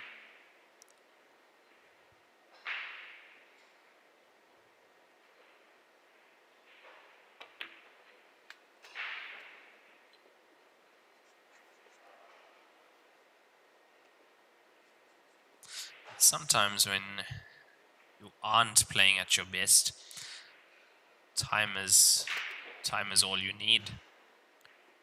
Just need a few opportunities. You need to see your opponent make a few mistakes. You need your opponent to let you to the table a few times.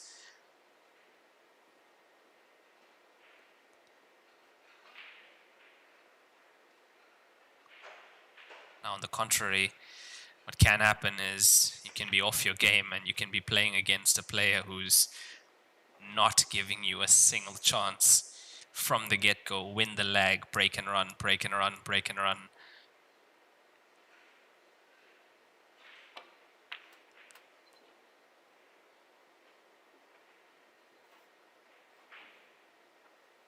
And That's why I said at the player break, both these players won't really be beating themselves up because it was 4-all at that player break.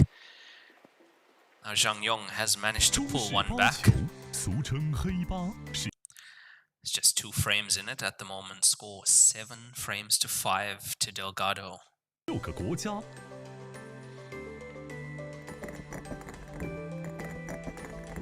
乔氏中式八球，风靡全球的中国运动。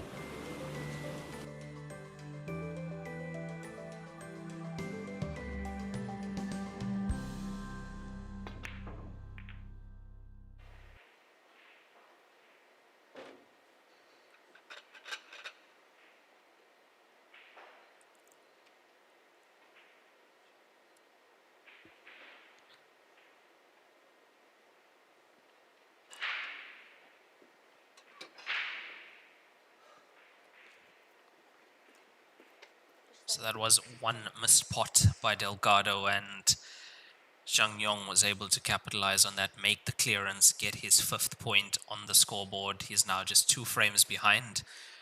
Score 7-5. Makes the 2 ball into the side pocket, raises his hand. Was the 2 ball kicked in?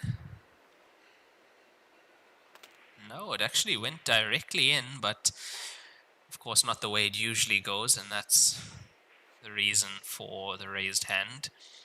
As I said in the first match, and we've spoken about this many times on commentary, it's the only place you'll see a hand being raised after the break if they pot a ball. That's in China, most times by the Chinese players.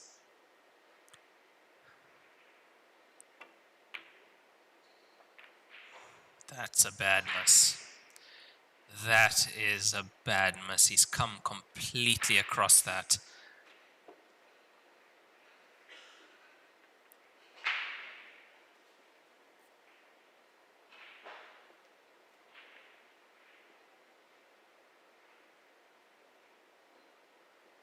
Yeah, you just can't be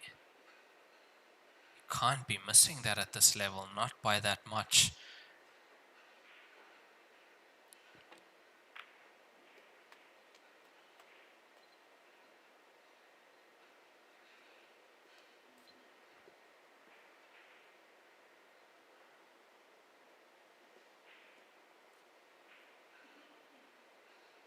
Delgado secures solids, although he's potted a stripe and a solid.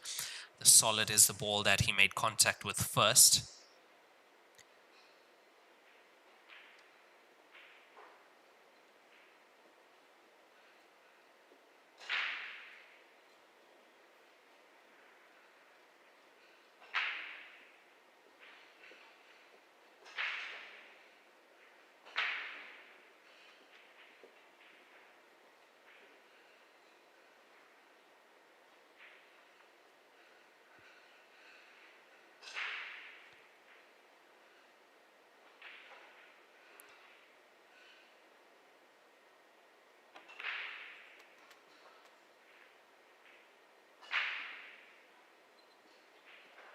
It could have rolled a little bit more.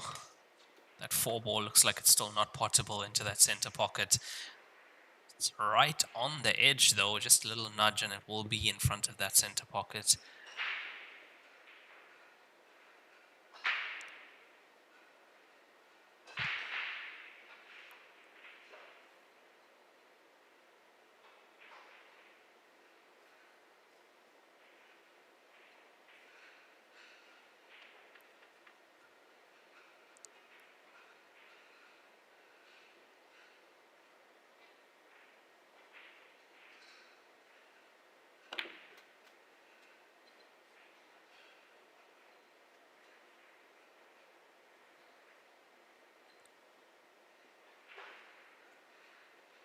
By the looks of it, he should still be on the 6. Cue ball should just be able to get past the 11.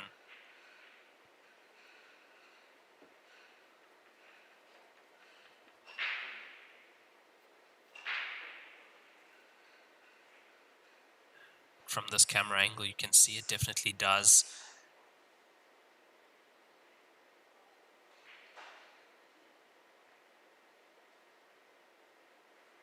Can he get into the 4?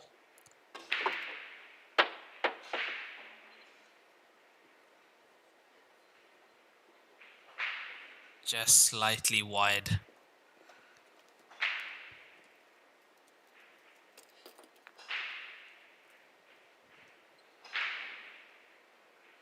Yeah, that's unfortunate. That 4 ball is still quite a big problem for him on the table.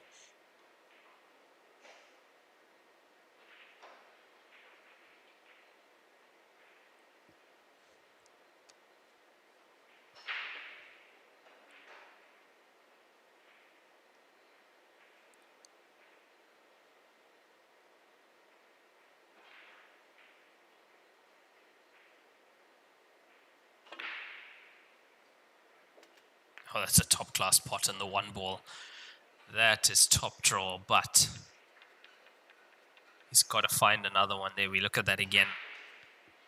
Just off the outside join in.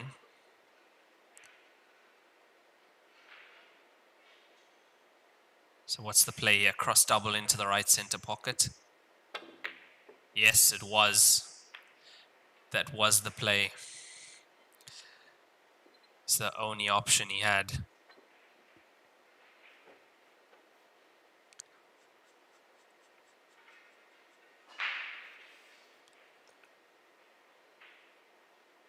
There we see some young up-and-coming Heyball players in the crowd. I think they've just seen that they are on the live stream. Pretty sure you'll see them playing in the Division 1 tour very soon.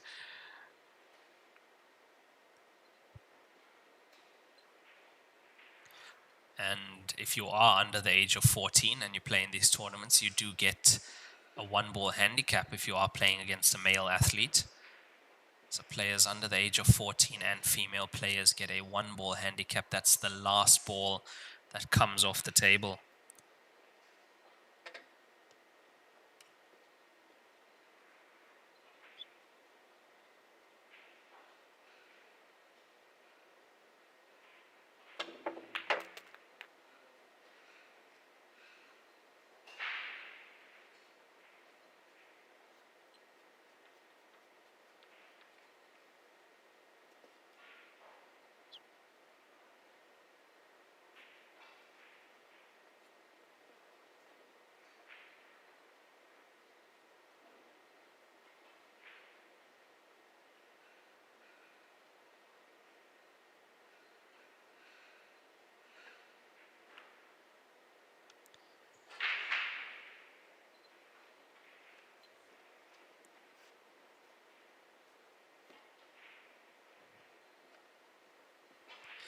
Yeah, we have to talk about that kick on the 4th, though, into the center pocket. That was some shot by Delgado.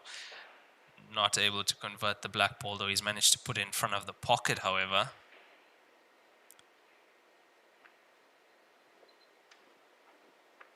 And Zhang Yong's tried to do one better and putting the 12 there. But I think there is a path to the black ball.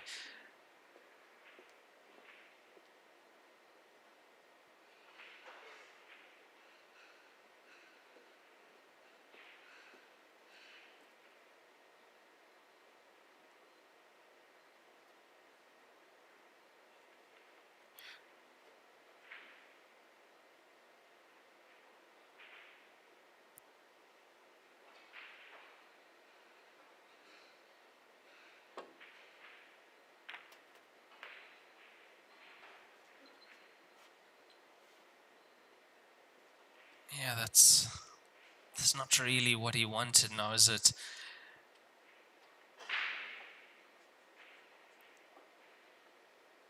I think he was actually going for a double kiss there, get the cue ball to kiss the black ball again. That was the only way I can see that it would have stayed in front of that bottom left corner pocket. Because that's all Zhang Yong has to do.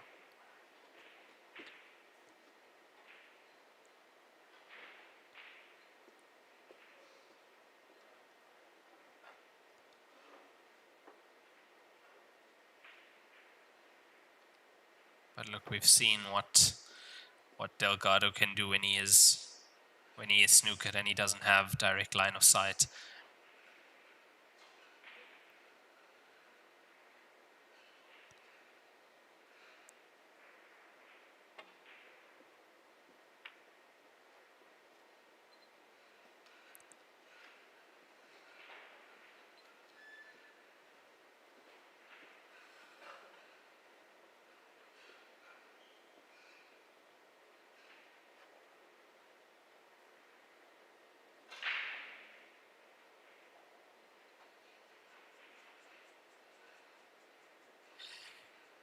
Yeah, so of course the big news this week was Ronnie O'Sullivan playing some Heyball, 2 exhibition matches against Chu Bingxie and against Zheng Yubo, and he won both of them race to 7.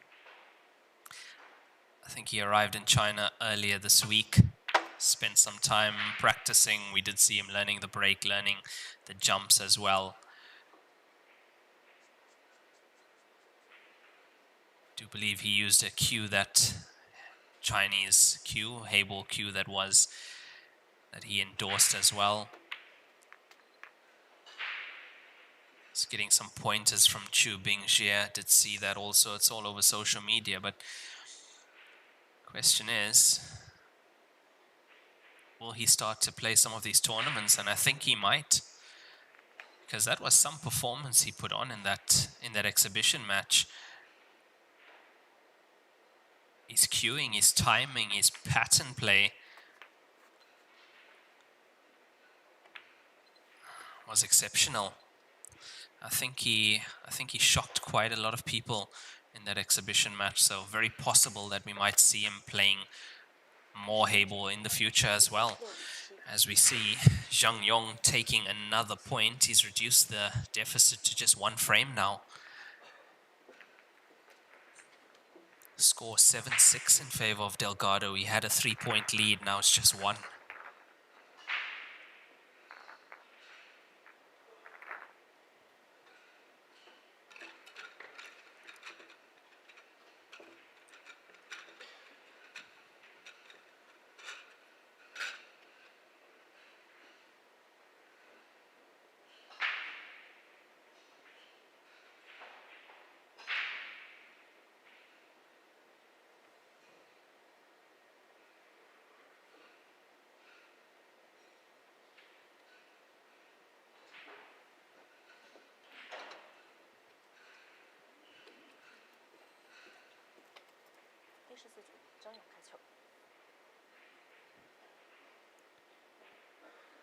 Zhang Yong to break now. He's 7-6 down in this 14th frame.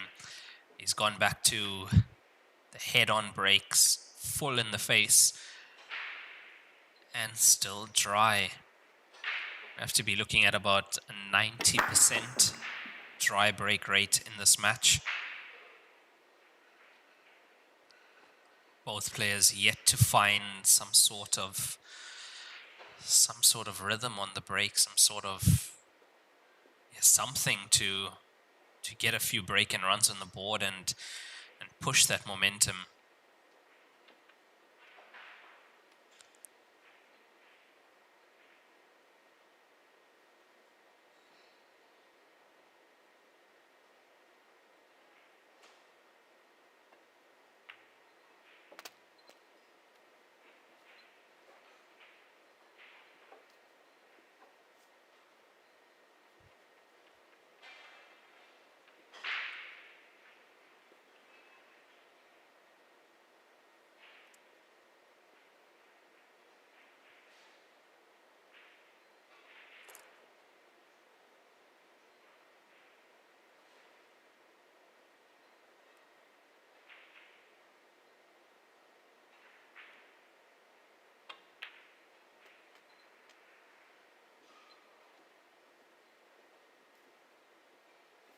Caught that a little bit thin, as you saw it going towards the inside jaw.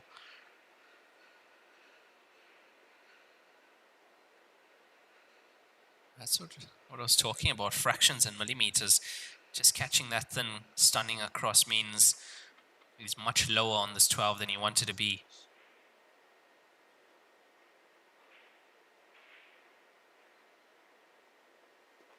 Even though the pockets are quite tight in this game and a ball and a bit just fit into it, 85 millimeters at the slate drop.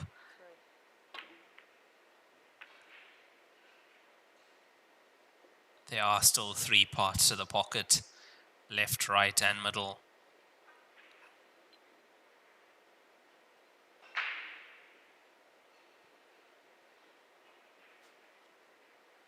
And that makes such a big difference with cue ball movement in this game. It's those intricate positional play shots, those little stuns or those little pulls, when you are able to hit exactly which part of the pocket you played for.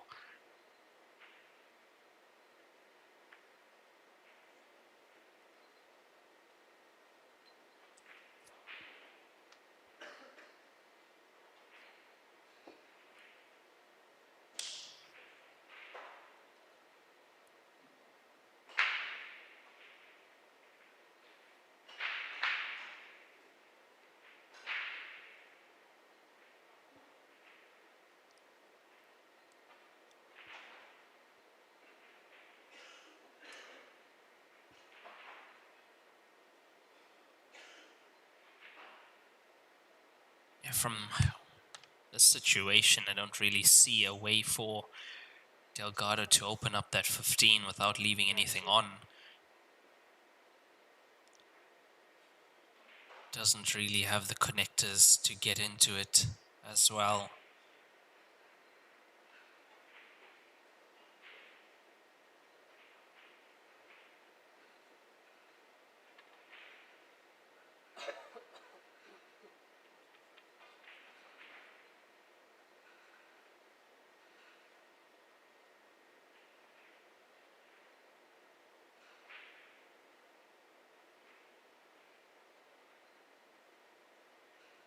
He's taken his extension, but the referee is going to call 10 seconds soon, and there we go. There it is.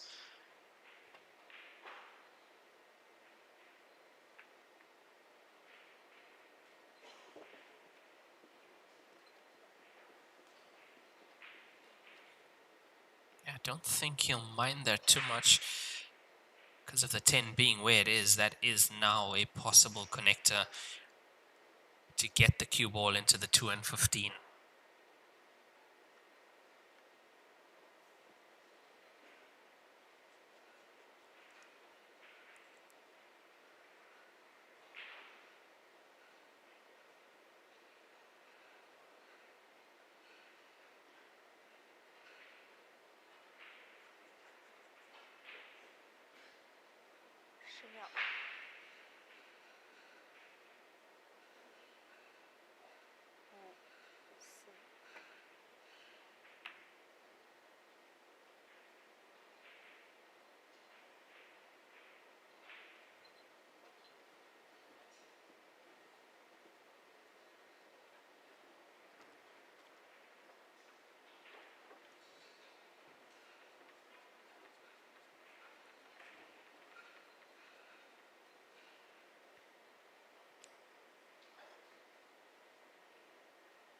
A little bit of a chess game now at the moment. At this stage in the match, we can say we are around halfway.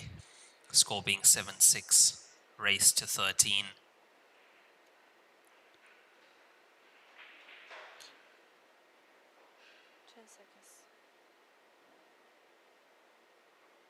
This referee calling 10 seconds, and Delgado does not have an extension left.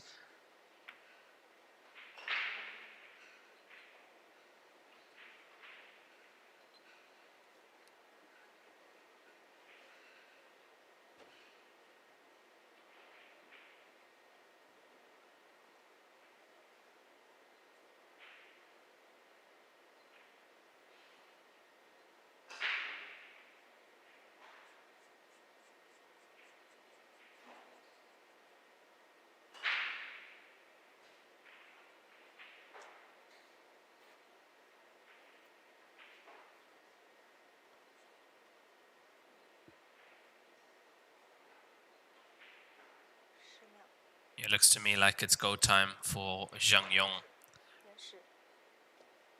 Can take the one screw on and off the left side cushion. Oh, decided to use the 12 to stop the cue ball. That is a risky shot. That could have gone so wrong. As you can see from the overhead, it does look like the 7 passes the 10.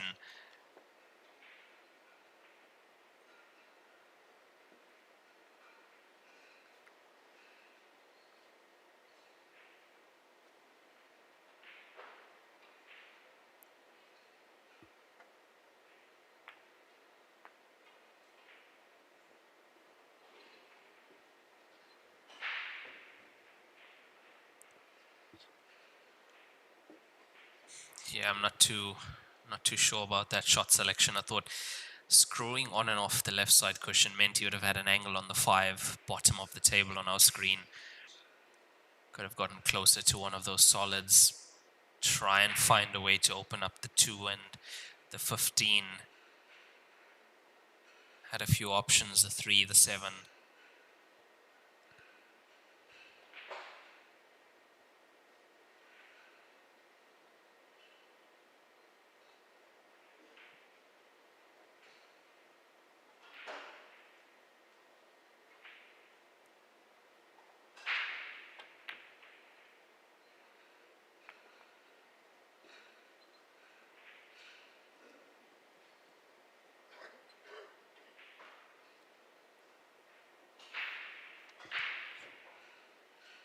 It's not what he wanted, but I'll say he's a little bit fortunate that the 12 didn't get stuck in with the 15 and the 2 as well, tying another stripe ball up.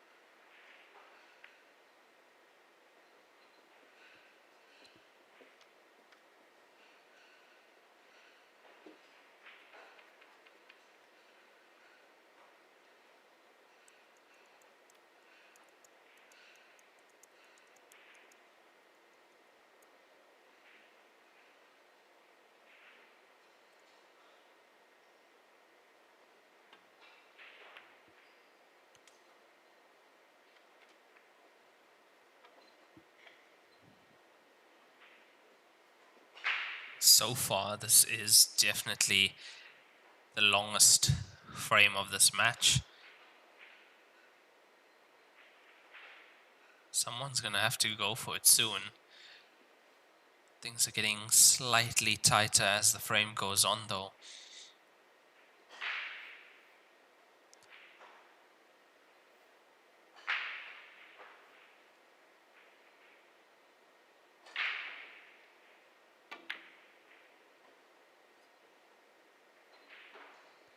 It's just going to say that's 2 ball taken care of, but look at where the 2 ball is going. Almost back into the same place, however, this time it's actually potable.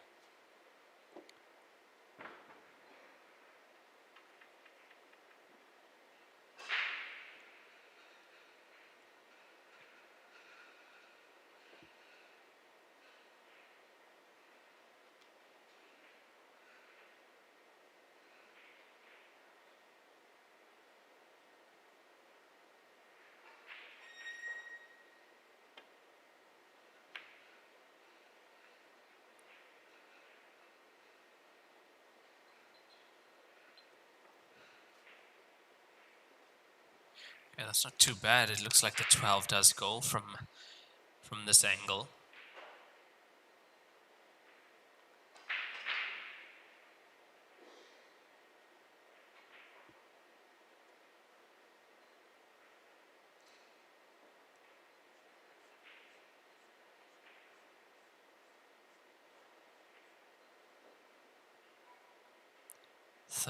Though still a problem for Delgado, just behind the 4, top right corner pocket.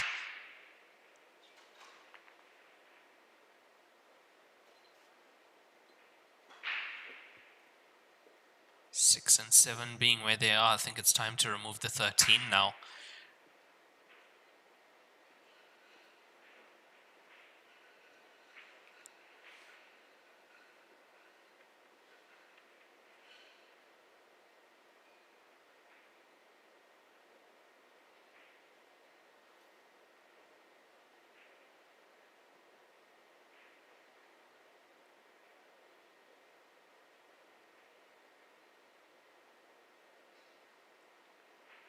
Seconds. Yeah, the reason I think it's time to remove the 13 or pot the 4 at least,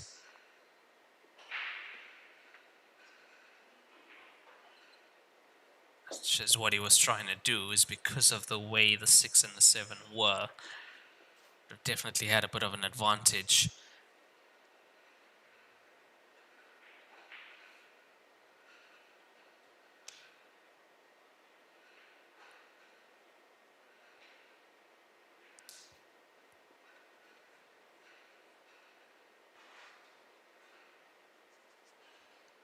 Now, a frame like this, a tactical battle like this, tend to be quite important frames in a match. So you have to remember, playing a frame for this long, fighting for every shot, fighting for another visit, an opportunity at the table.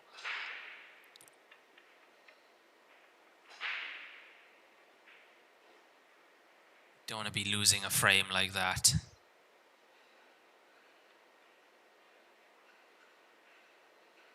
Okay, it's time to attack now. 14, cue ball into the 13. There we go.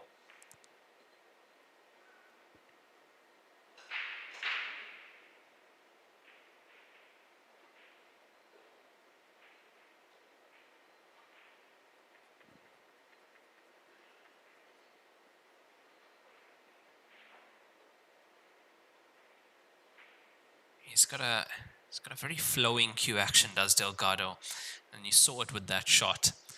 Because that shot, he didn't really think about the pot, he was thinking about where he wants the cue ball and pinpoint. That's exactly where he wanted the cue ball to go. He absolutely drilled that ball 14 into the top left corner pocket.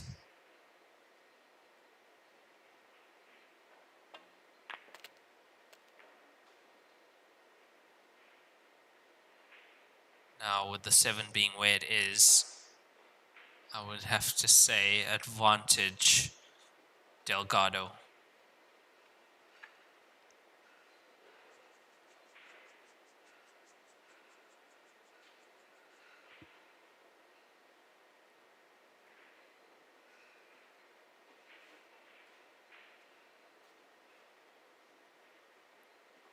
From this angle, it does look like the black ball is potable, and the 10 needs to go into the bottom right corner pocket. So does he roll the 7 in front of this bottom corner pocket? No, he plays to pot the 7.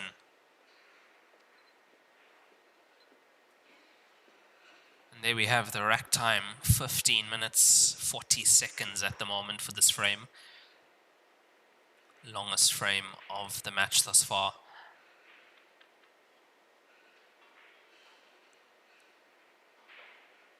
It's the difference between 8-6 and 7-all.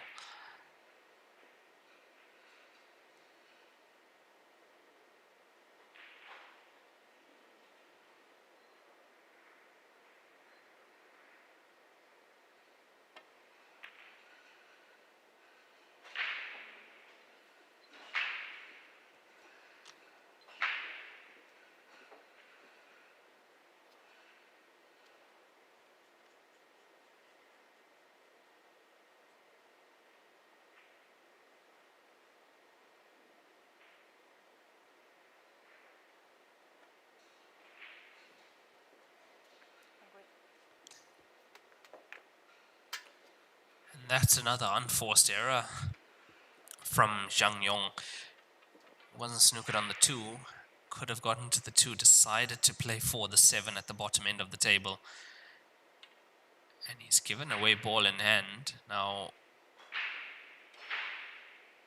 Saw the referee move to the side. She's watching to see whether he touches the cue ball with the tip of the cue, because that's not allowed. That's a foul. When you are moving the cue ball with the cue, can touch the ferrule or the shaft, but can't make contact with the tip.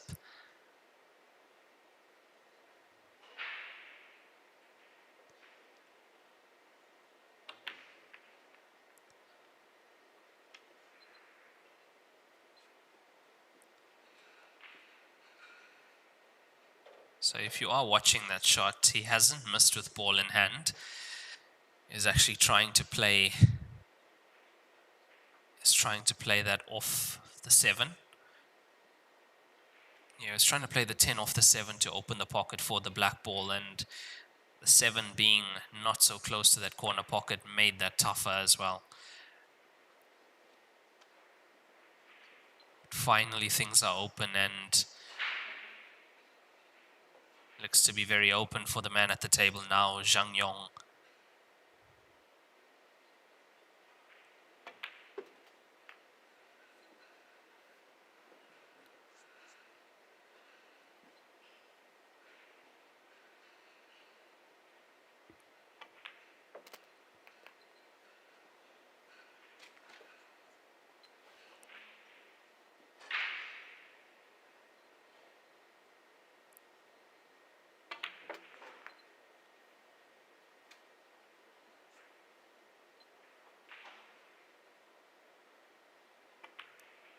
Zhang Yong takes that frame, I think 17 minutes. With that frame, he takes his 7th point, and the score is 7-all in this race to 13.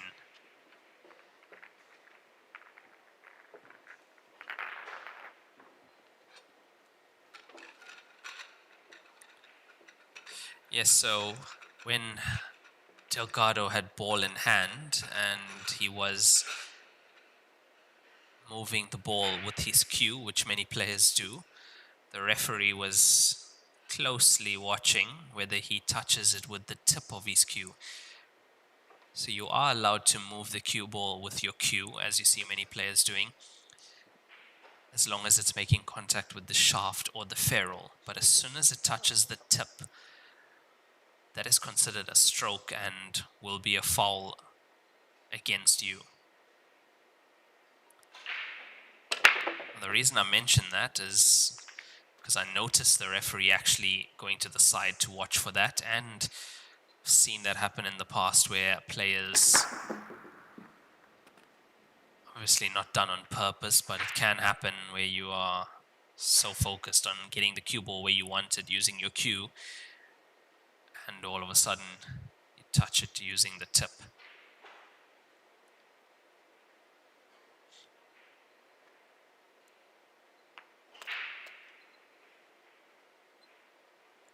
Better break from Zhang Yong this time. Not only potting a ball, but quite a good spread.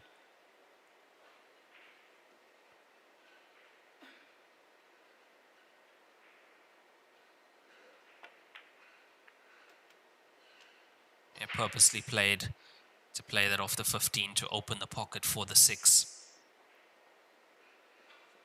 So has he finally found his game?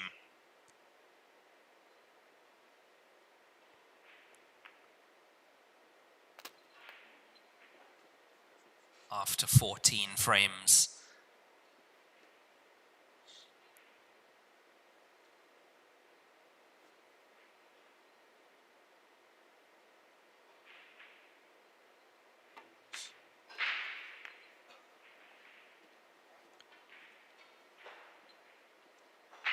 That was played well. I'd say that's one of the best positional shots he's played. Come off 2 cushions, land absolutely plumb on the 1. That's exactly where the cue ball was before he played the 6. That's where he wanted it.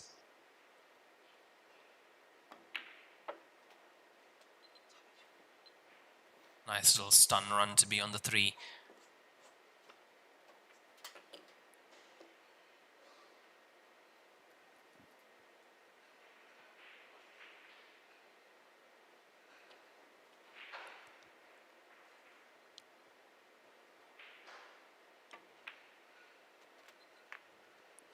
playing much more confidently now in this rack is Zhang Yong.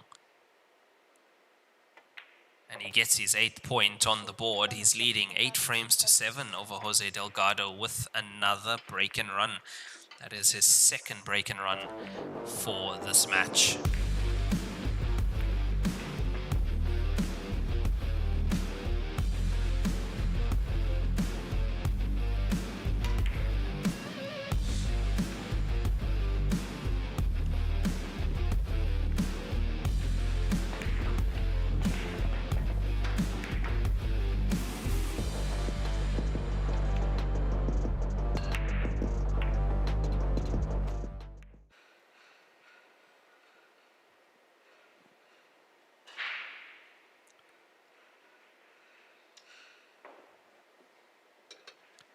So at the first break, the score was 4-all. That was Zhang Yong making a small comeback from 3-1 down. After that, he went down 7-4. He's made a comeback again to take the lead for the first time in the match. Except, actually, 2nd time in the match. Won the leg, had a break and run. He was leading 1-0. And that was the last time he was leading. We will have another player break after this frame. That will be 16 frames played. Now, is it going to be all level, or does Zhang Yong go into the break 9-7 up? If you have just joined us, this is a race to 13 in stage 3. Last 64 players left here at the 2025 Joy Heyball Masters Nanning Station Division 1. And the man at the table, the man from Spain, Jose Alberto Delgado, is the last international player standing. Which means 64 players left, 63 Chinese players, and 1 international player.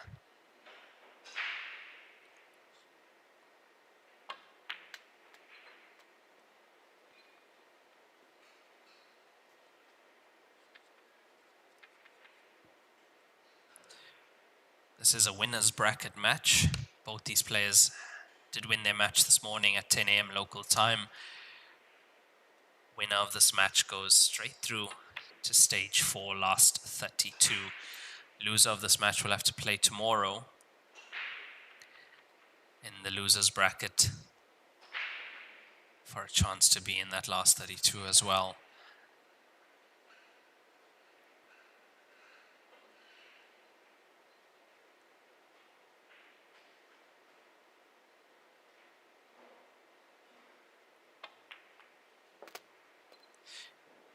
Yeah, I'm seeing a bit of fire from both these players now. I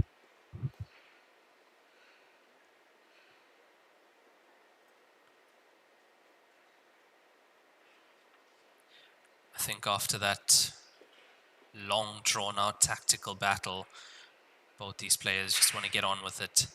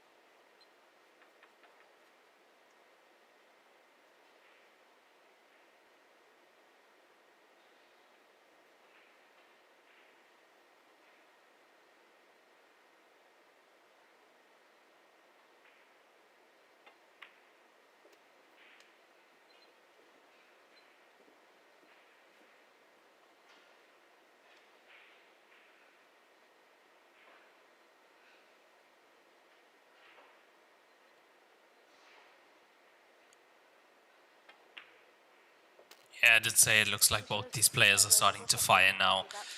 Jose Alberto Delgado takes a rack and run off the dry break from Zhang Yong, and that is 8-all, 16 frames played. We are all square in this race. To 13 will be a 10-minute player timeout. We'll be back very soon. Stay with us for the last part of this match.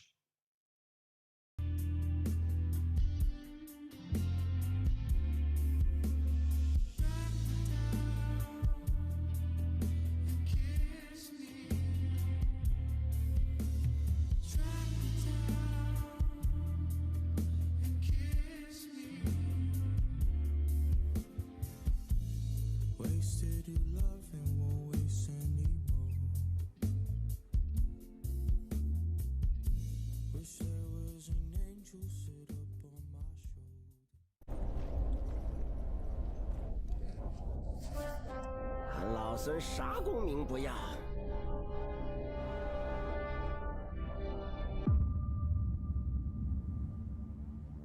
只求回到这花果山中了，过过逍遥日子。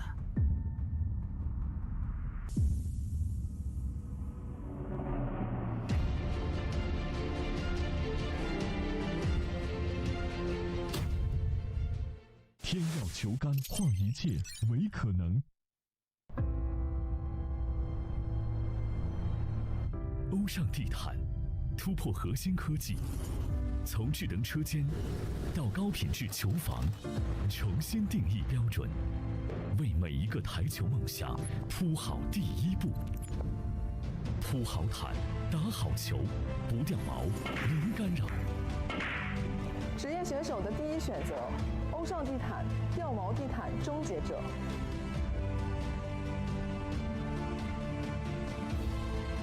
超级蓝钻皮头职业版，采用进口头层水牛皮，韧性好，弹性持久，颗颗精选，粒粒碾压，严格质检。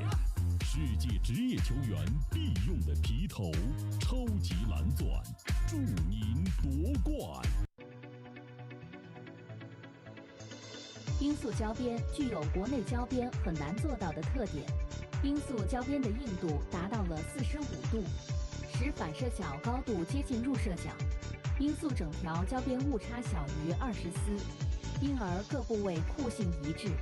欢迎各品牌厂家使用罂粟胶边来提升台球桌的专业性能。好胶边罂粟皂，好胶边罂粟皂。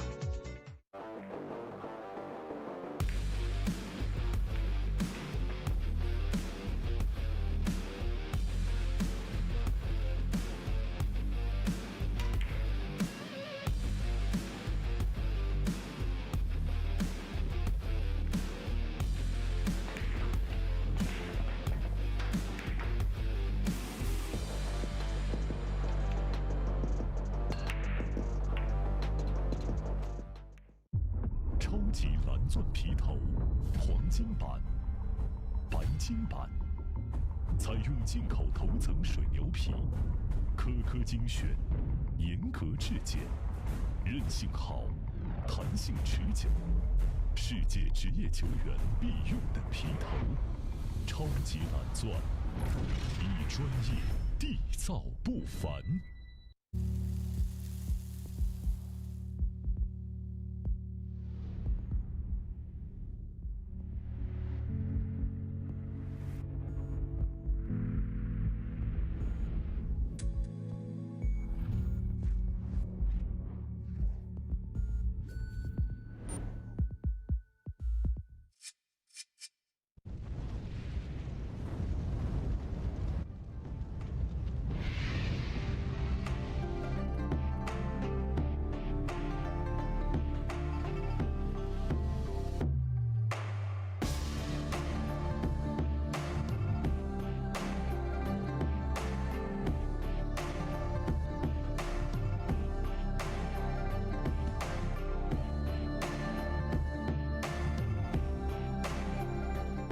2025赛季中式8球大师赛收官之战力百文台泥乔氏杯2025中式8球大师赛南宁站，全球顶尖选手着陆绿城南宁，甲级赛、超级赛近1000万奖金池，虚位以待。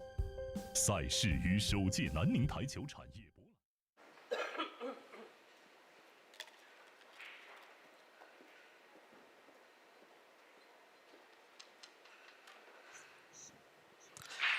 And we are back after that second player break.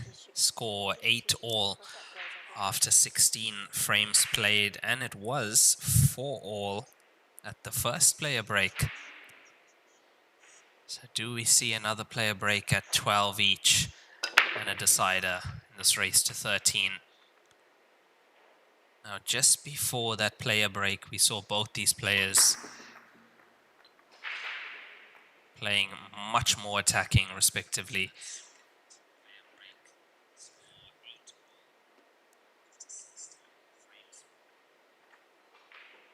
We had a quick break and run from Zhang Yong, and then that was followed by a rack and run from Jose Alberto Delgado.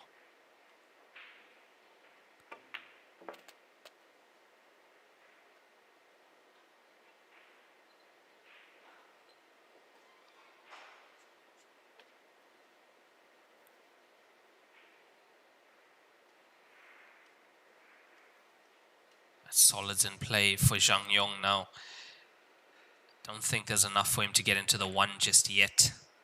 Best he could do is shift the 7.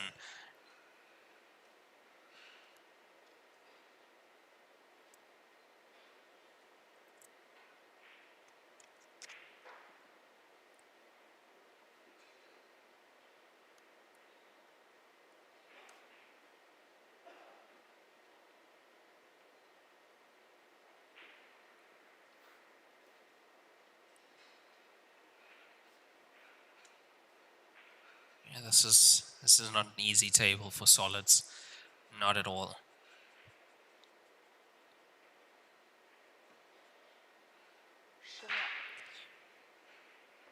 Not only the 1 being the problem ball, the 6 as well on the right side. That's the 6 taken care of. If it gets past the 5 slightly, 5 is open.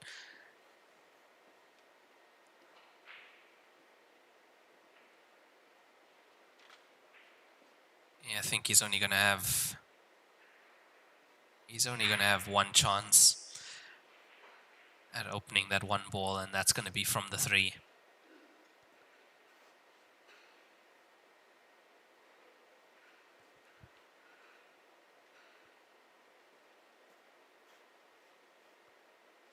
Of course, it depends on how attacking he wants to be. Don't really see any safeties or any other way to get that 1 out of there, especially since he's already taken 3 balls off the table.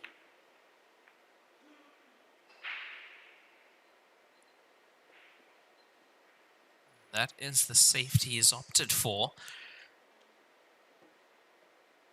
13 still goes past the 5, 9 goes into the center.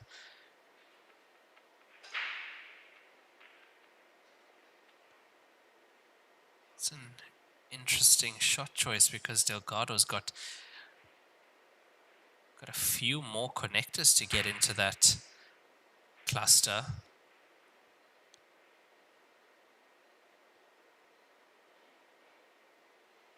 Low on the cue ball here. He's going into it right now. Yeah, look at that.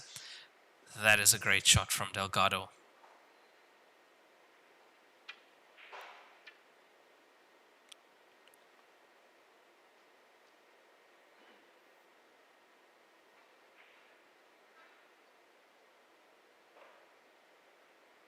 I'd say he still has the advantage, firstly being at the table, secondly because the 14, his stripe 14, is the one in front of the 1 ball.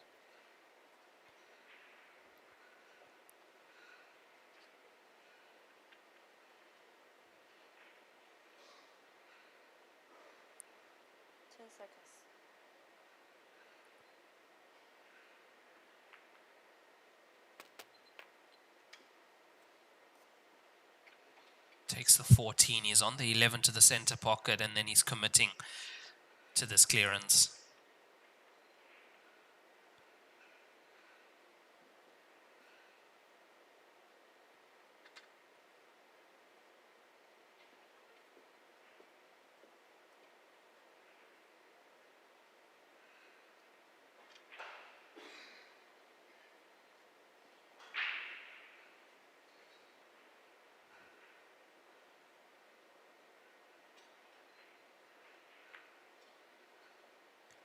He's played that well.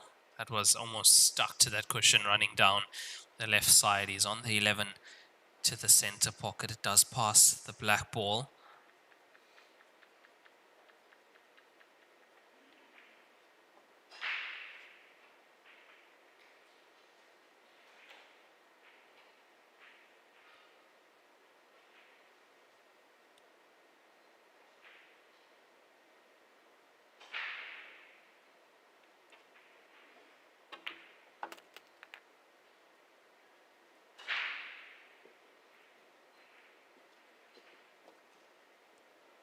And now the question is, and I have been wondering this for a while, does the 15 go past the 6? I don't think it does, since he is looking at it to the center pocket.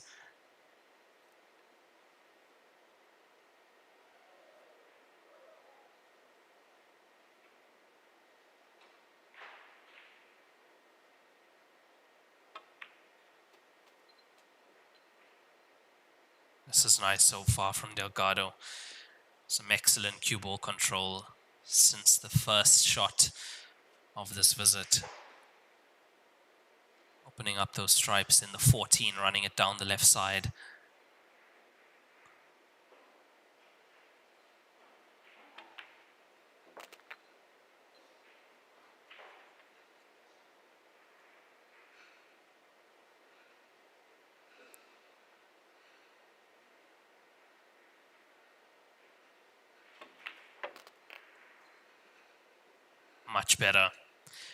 Much better from Delgado now.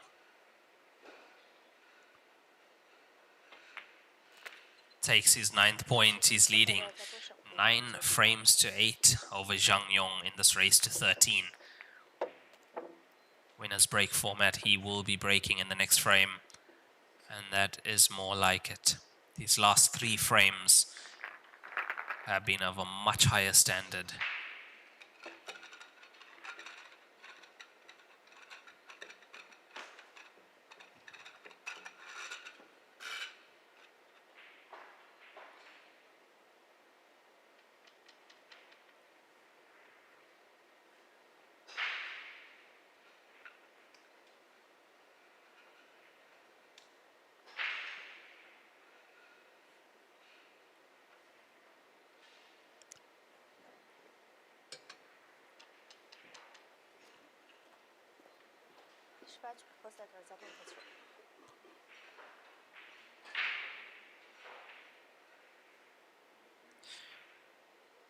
Has been potting a few balls off this break recently, has Delgado.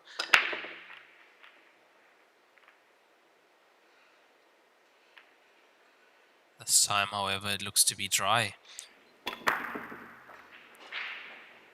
5 pushing the 2 away from going into the right center pocket.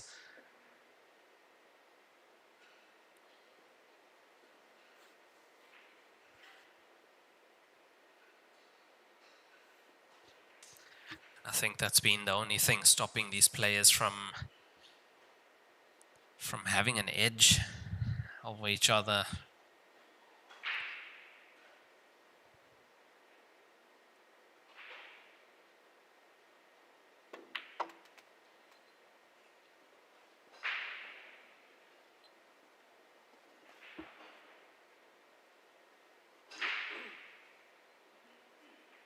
And there's some of the international players in the crowd supporting their fellow player, Jose Alberto Delgado. They know that he's the last international player left standing in this last 64 of stage 3.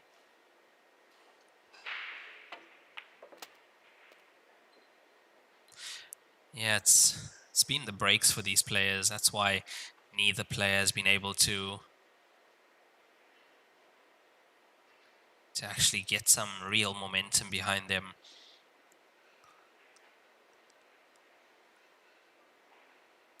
He's come a little bit far on the 14. Slightly higher, he would have been able to get into the 10, nudge the 10 out from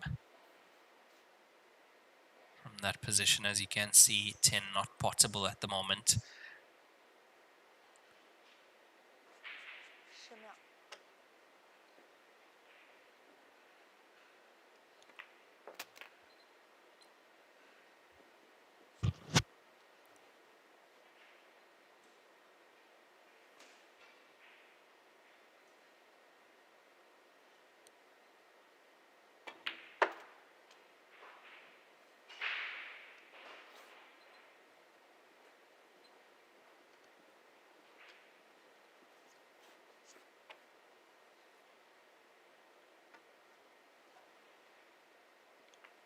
Yeah, just a little bit unlucky there that he wasn't able to get the 10 out into open play. That would have, I think that would have secured him in this frame if he got that out.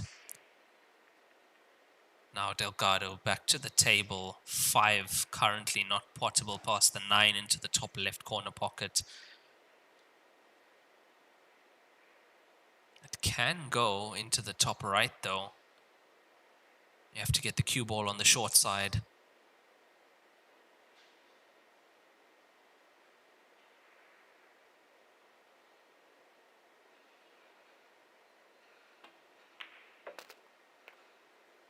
And that's exactly what he's trying to do with his first shot at the table. Not far enough, however.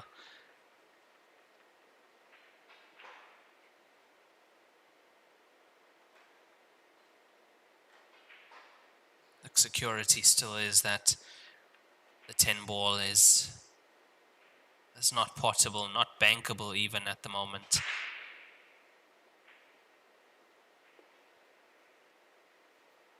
I think therefore Delgado can afford to take this 5 ball on.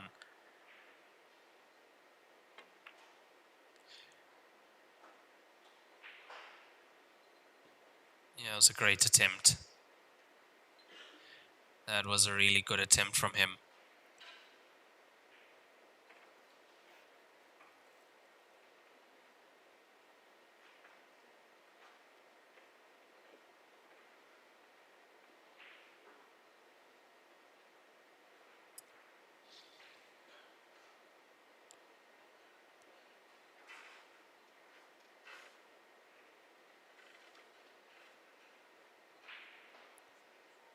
Now what do you do if you are Zhang Yong? Advantage definitely favoring Delgado. Everything's there for him if he gets another visit to the table. Pots the 6, the 7 then goes into the bottom left corner pocket. Pretty much got the black ball secure with the 5 there.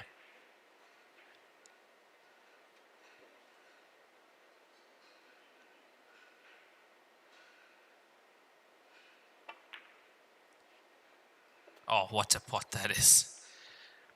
What a pot that is. That was the only thing he could do. He misses that. I would say frame over. That is pot of the match.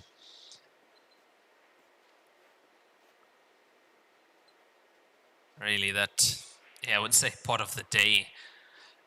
Under that pressure, being 9-8 down to take that on. Now, does he play the double drop on the black ball? He does.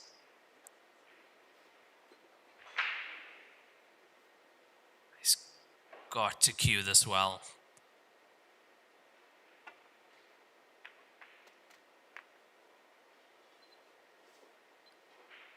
Look, it's okay.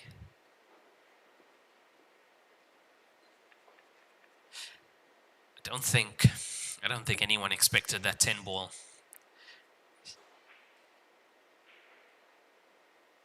Really deserves I'd say deserves the frame after potting that 10 ball the way he did. Even the shot that he just played now on the black ball.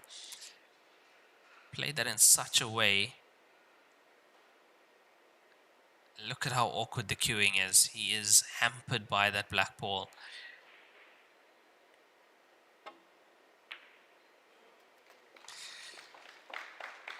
That's another contender for shot of the day. Really, these two players now pulling out all the stops here.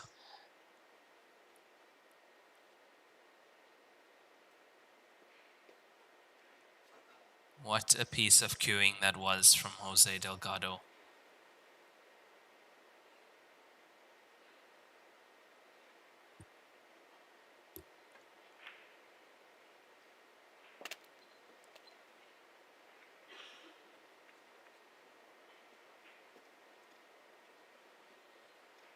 And he's 3 pots away from stealing this frame, and what a steal this will be. Well, 3 pots away from being on the black ball and then stealing this frame.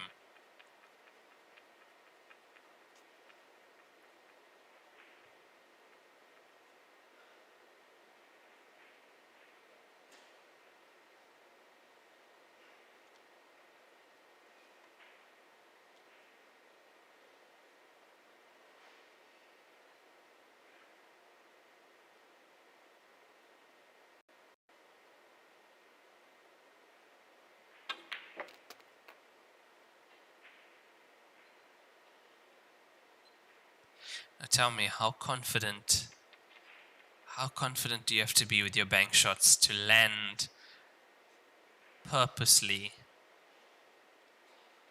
like that on the 7 to play for the bank? I think the normal route would have been to play for the 6, try and get straight to screw back past the 7, play the 7 into the same pocket. Oh, what a shot that is as well. Delgado the Punisher.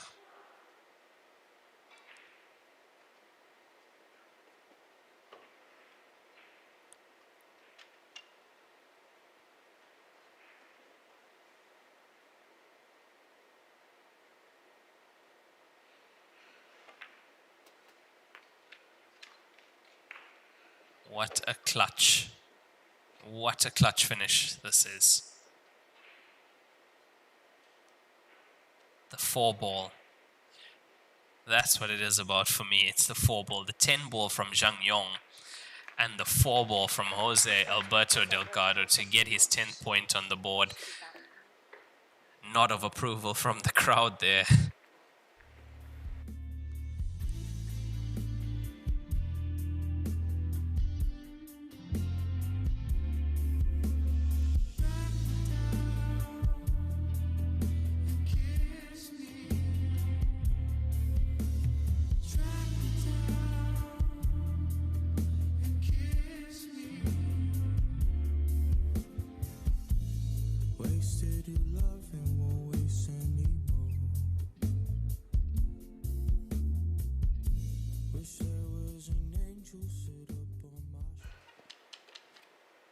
Yeah, that's what you call a clutch clearance under pressure from Delgado. The 4 ball, one of the best shots you'll see, really is. Cue ball almost touching the black ball. He had hardly any space to cue that. What a piece of cueing that was. And potting a ball on the break. Jose Alberto Delgado, 10-8 up currently on Zhang Yong. This is a race to 13 winners bracket match in the last 64. So loser of this match will play tomorrow morning. Another chance to qualify into the last 32. Winner goes straight through into stage 4, which will start tomorrow afternoon at 5 p.m. But the next match will be at 10 a.m. tomorrow local time here in China. And that will be from the losers bracket.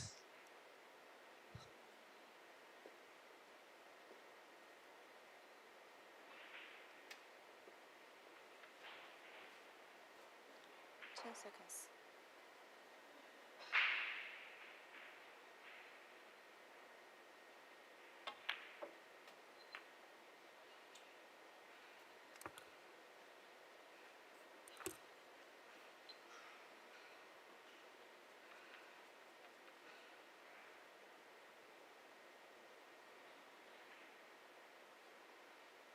solids in play for Delgado, and what a time to make a pressure finish like that. What a time to find some momentum right at the end of this match.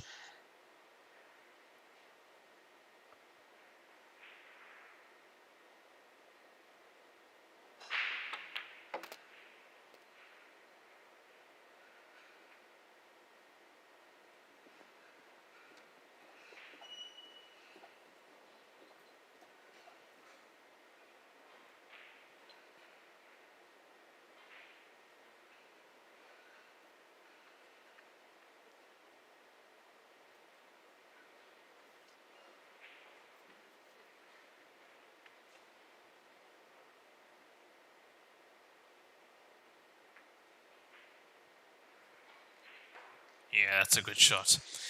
Didn't leave himself with much after the previous shot. That's pretty much the only thing he could do, put the cue ball exactly where it was, and at the same time getting the 4 ball off the cushion.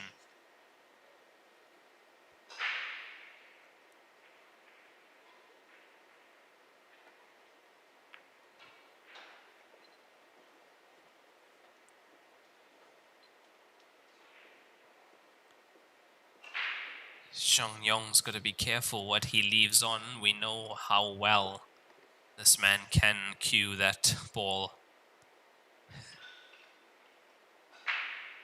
Pretty much showed us that he can pot a ball from anywhere on the table, even with the cue ball right up against the ball cushion.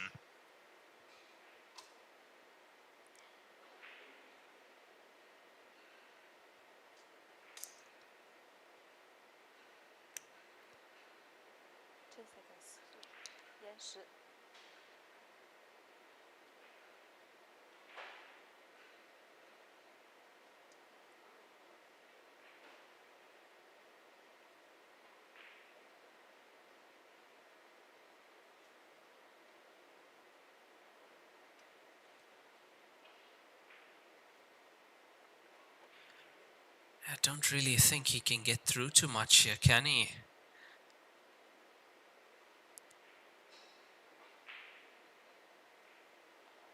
He's got to be careful with what he leaves on as well. He's looking at kicking the 4.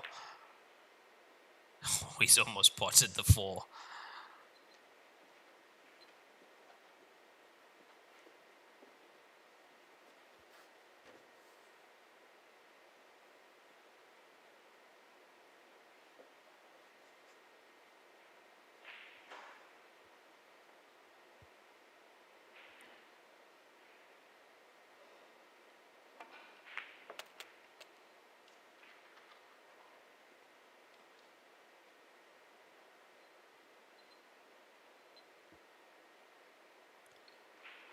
Once again, Xiong Yong not very tidy with the cue ball.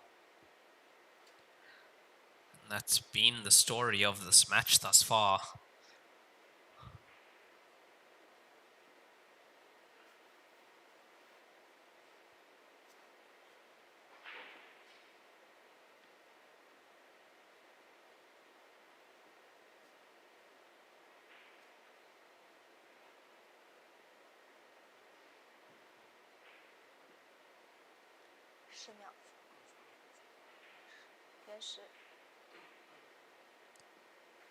He's taken his extension as well. To me, it looks like the 14 does go. It looks like you can get to the potting angle of the 14.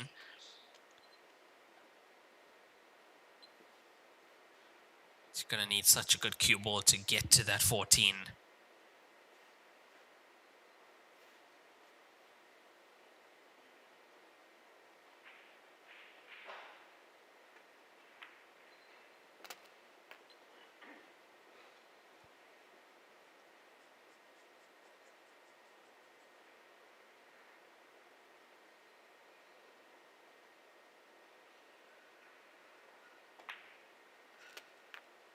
This is what I was talking about, and I think he's almost perfect. Yeah, he's down straight away. That was a great positional shot from him. Sometimes being so loose with the cue ball, but then sometimes getting pinpoint positional play. Yeah, it's been a nice clearance from Zhang Yong this far. And he gets his 9th point on the board. The score is 10-9 in favor of Jose Alberto Delgado from Spain.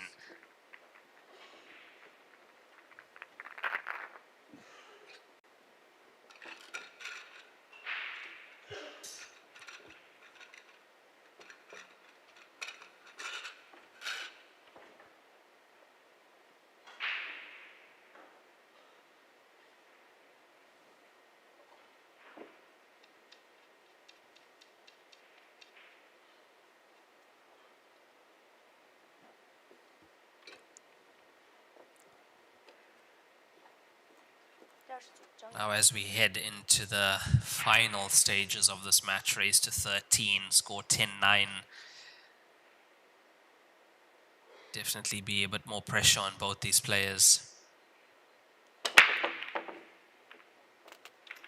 Pots the ball, 5 goes into the right center pocket. Looks to have a shot on the 4 at the top end of the table as well. Yeah, the 4 is definitely available, and yeah, I think he is going to be going. He's going to be going solids here. Definitely, it's all about the position to get onto the 6.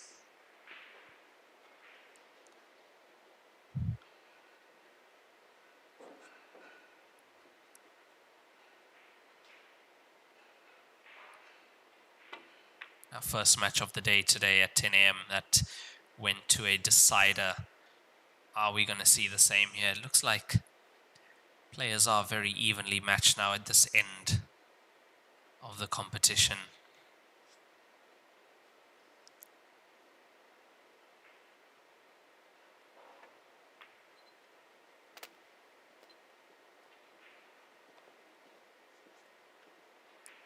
Now we have seen that he can put that cue ball exactly where he wants it at times.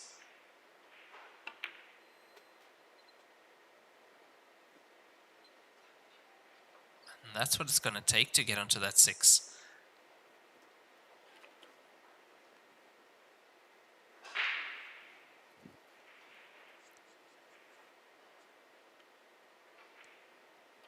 To me, the position he's got on the 2,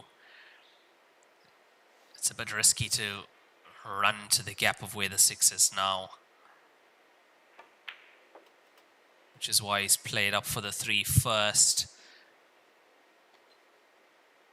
Because where the 3 is, that's your reference point. That line is where you want the cue ball.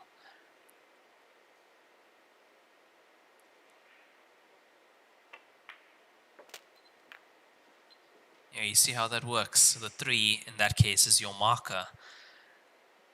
You know, from where the 3 is, that line of sight, you can see the 6 or the potting angle of the 6.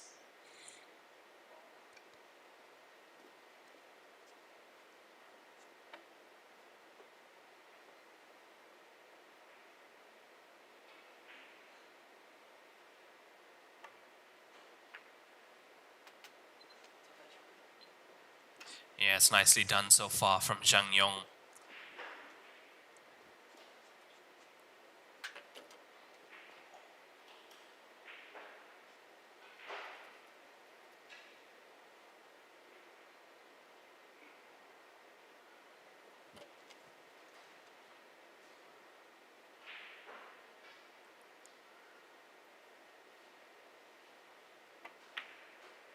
And it's there, we are all square in this last 64 match of stage 3. Zhang Yong takes another break and run.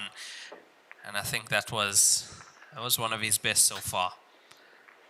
That was a very well executed clearance from him to get that 10 point on the board. It's 10 all in this race to 13. Effectively a race to 3 now for these two players. 4 rack and runs for Delgado, 3 break and runs, 1 rack and run for Zhang Yong.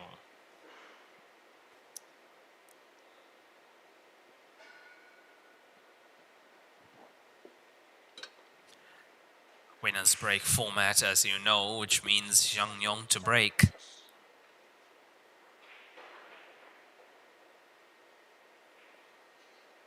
Trying to emulate that break from the previous frame.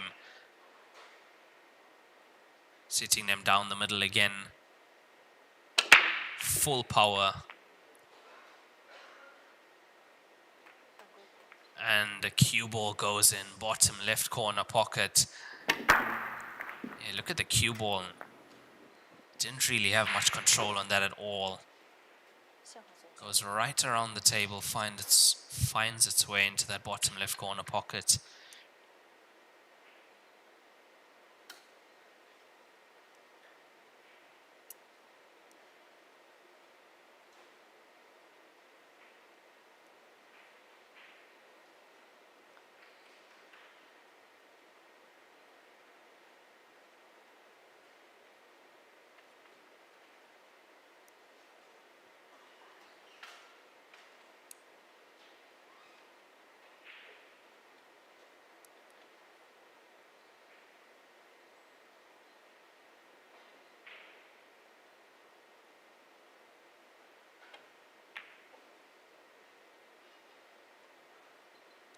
Yeah, from that distance, not an easy ball to roll.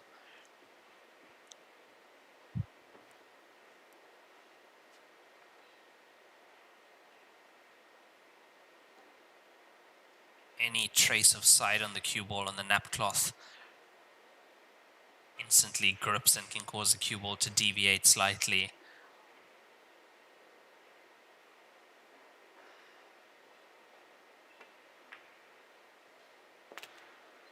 And that is stripes in play for Zhang Yong.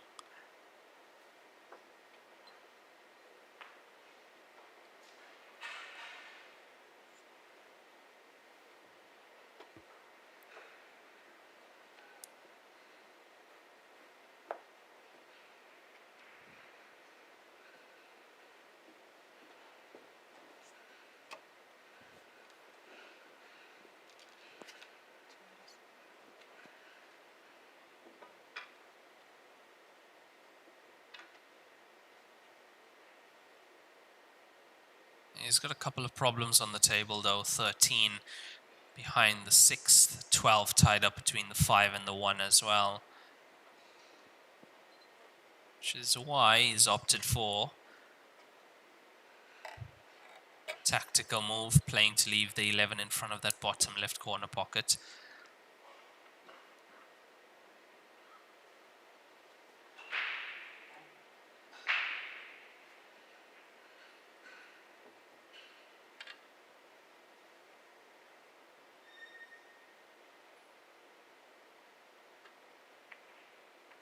And there's a counter from Delgado,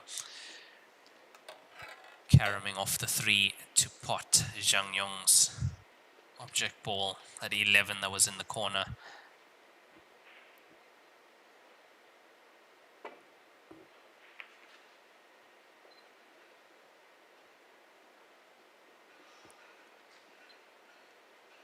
And now he's felt that he can afford to leave the table to Delgado. 7 being where it is, not easy. 1 and 5 pretty much tied up. The 1 might go, but to release the 5, that's going to need a really, really good shot.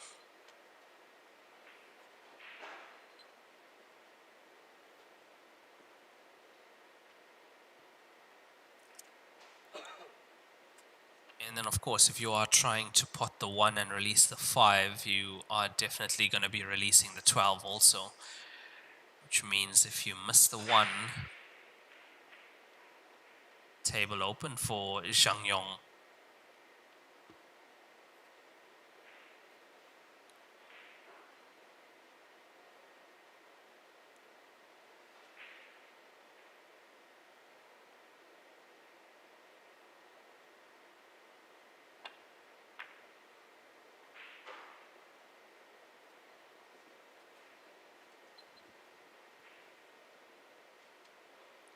球贴库，Frozen 博。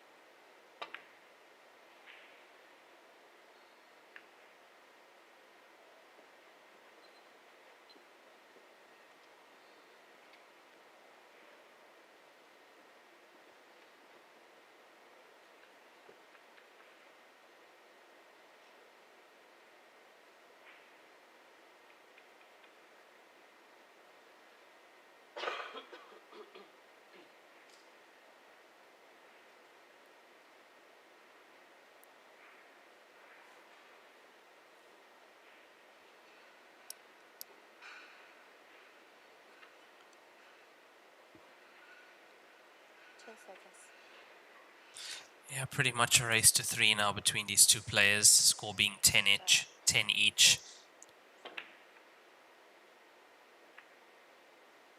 And it is a race to 13, and I like the way he's played that. I think he's got that cue ball tight in behind that 2.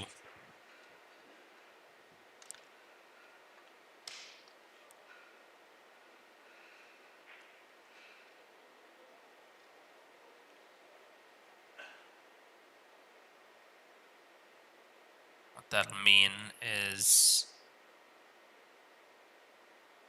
it's definitely advantage Delgado. 有10秒。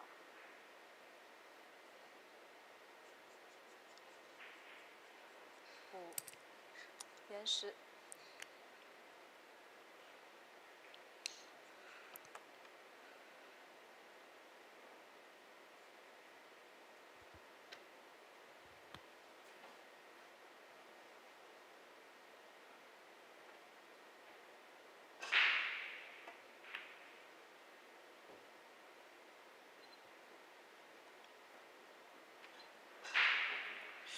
Yeah, that's still quite containing from Zhang Yong. He hasn't really left anything easy on.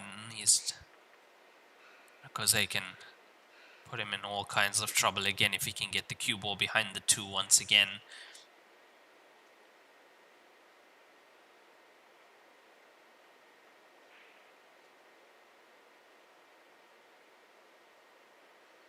Of course, priority leaving that cue ball on this end of the table.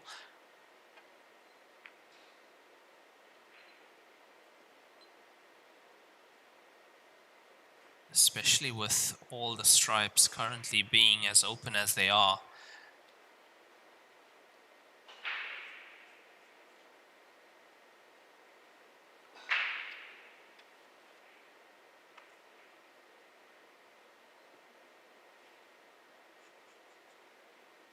Zhang Yong is looking at a gap between 3 and 4. Which tells me that there is a potting angle to take the 12 to the top right corner pocket. Yes, there definitely was. He's overcut that. Which means there was indeed the potting angle there.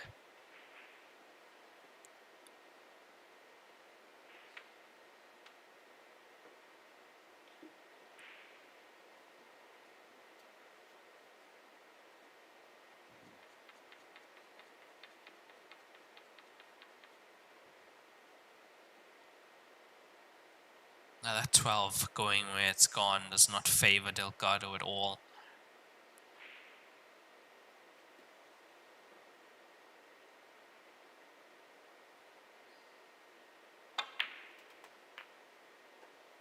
Oh, that cue ball is going to go very close to going in. Tell you what, the side that was on the cue ball kept it out.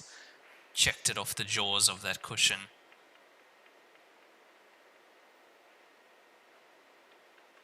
That was an attempt to release the 7.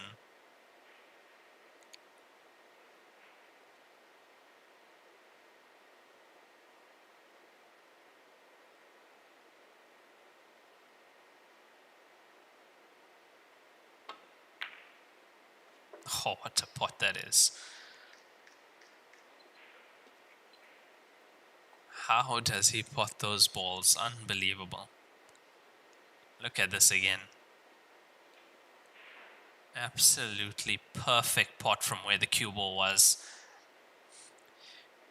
He's gotten himself out of trouble, but looks to be back into trouble, and he's going to have to find a good safety here.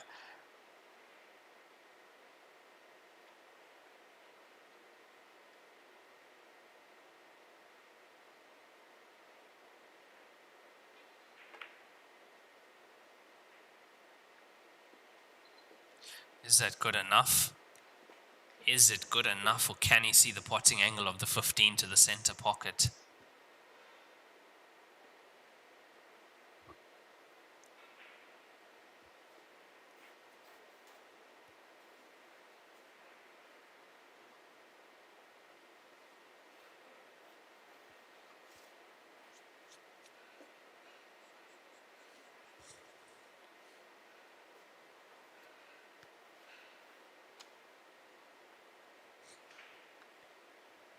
秒。没有延时，没有延时。Was the referee calling 10 seconds and he doesn't have any extensions left, so that means he has to play that. He has done.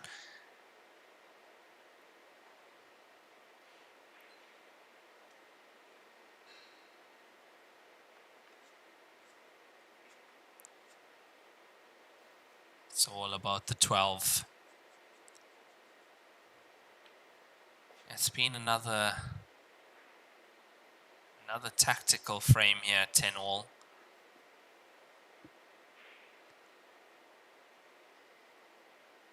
Does he go off the 12? That was the plan. That was the plan. He's played to go off the 12.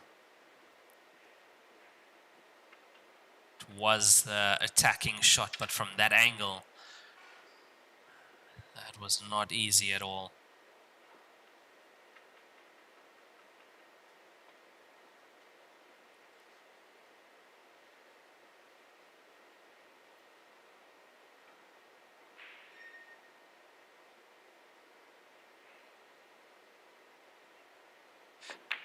It's a great piece of camera work to see how close he actually was to the 2 ball. And I can guarantee you the referee was right there as well watching that. He's landed quite straight on the 1.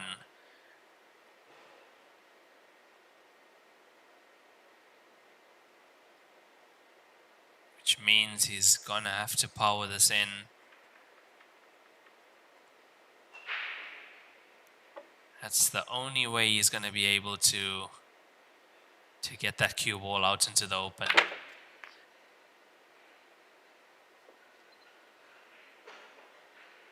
He's powered it in. Look, he's got the cue ball about a cue ball's width away from the ball cushion.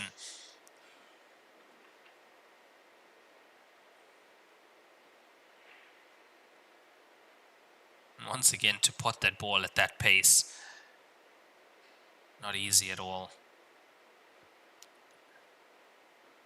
This is a bit of a pressure tester for Delgado.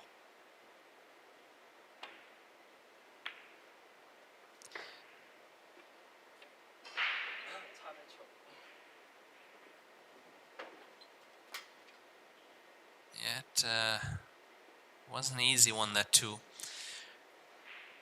Definitely a slight tester. Now the question is, does the 14 go into the center pocket? I think it does.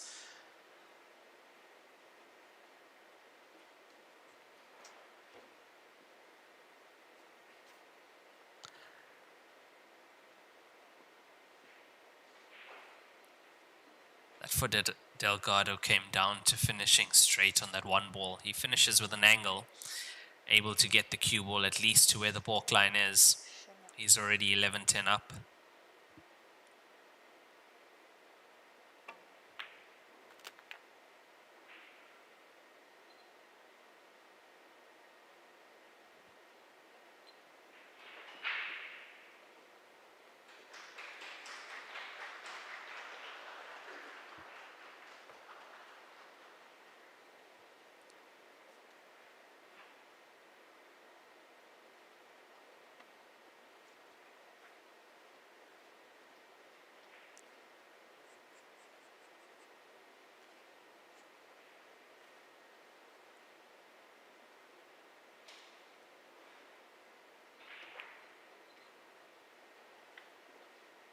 He's played on the 14.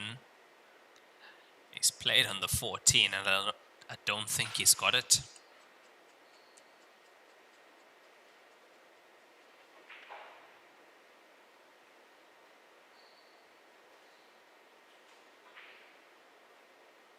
What a frame this is turning out to be.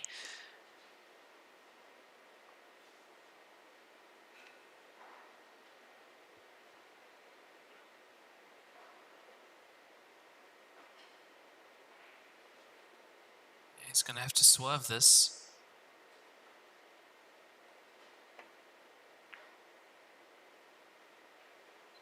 Had to swerve it just to get to it, and I think he's left the 4 on.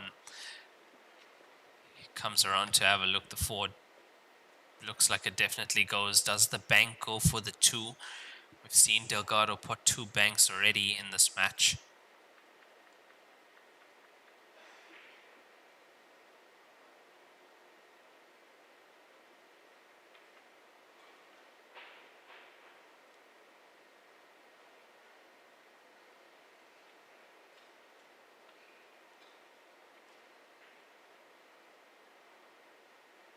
Yeah, it's decision time for Delgado, 10 all.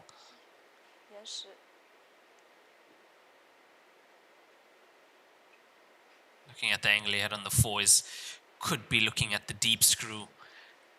Has a touch of an angle there to get the cue ball onto the side of the table where the 2 is.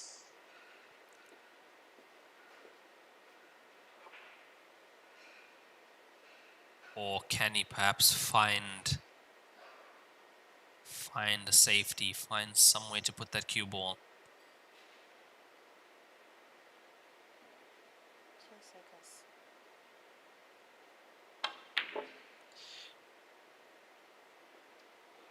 Yeah, that's what he's played. He's played to get the cue ball across. The only problem is he has left Zhang Yong. What should be a simple clearance now for him to get his 11th point.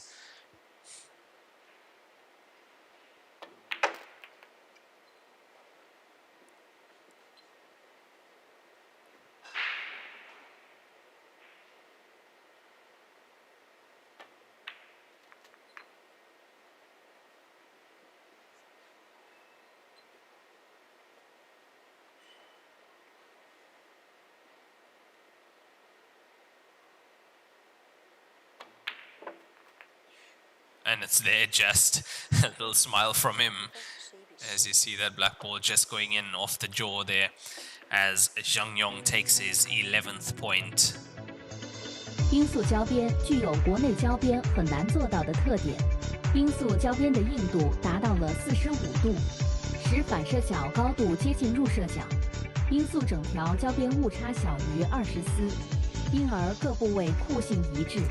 欢迎各品牌厂家使用音速胶边来提升台球桌的专业性能。好胶边音速造，好胶边音速造。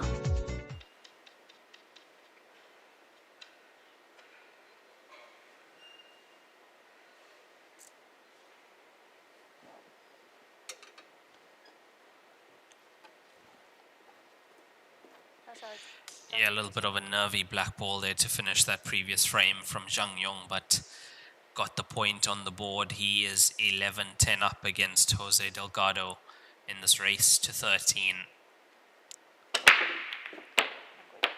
And that is too much of power, a little bit too much pop as well. Cue ball off the table.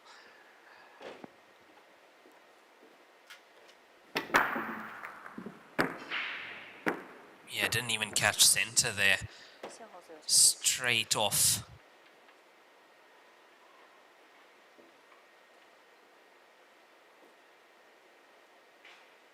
I have to say, I think he was trying a little bit too hard to make a ball on that break.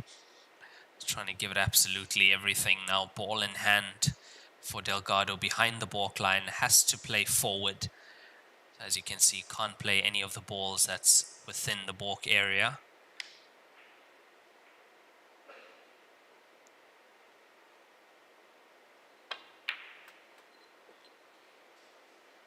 This time not rolling that one, stripes in play.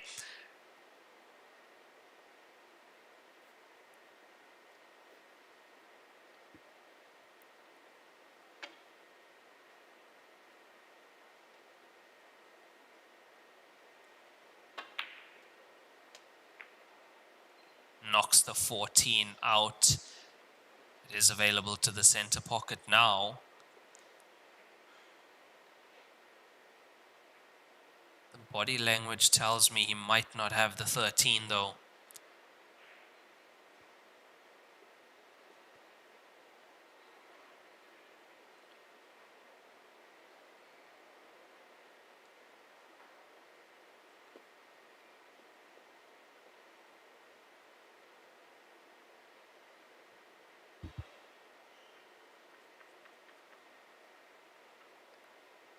10 seconds. 延时。 Taken his extension as well.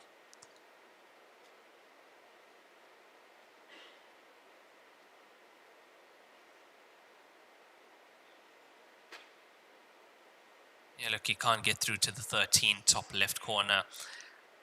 Don't think the 14 goes past the 13. He might have to take it into the center pocket.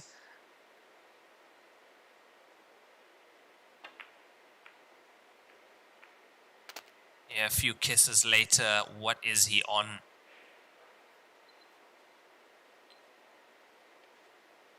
This is going to be a recovery finish now.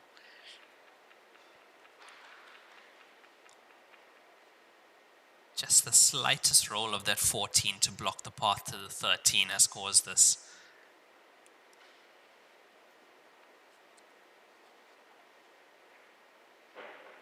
Combination 9-12 into the bottom left corner pocket.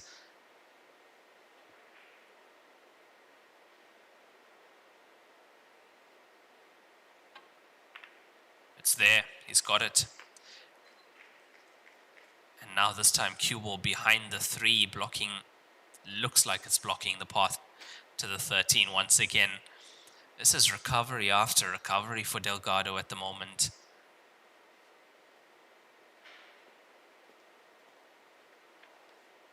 But this time has to land perfect on the 13 to get to the 11.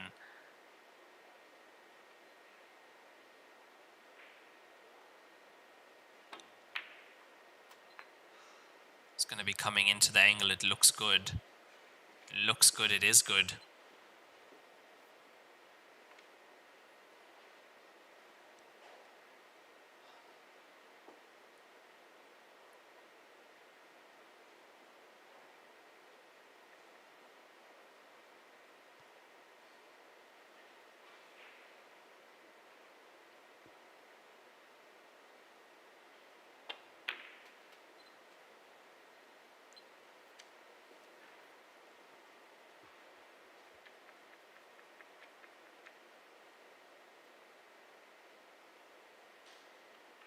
Got enough angle on the 11 to get the cue ball back down to this end of the table for the black ball.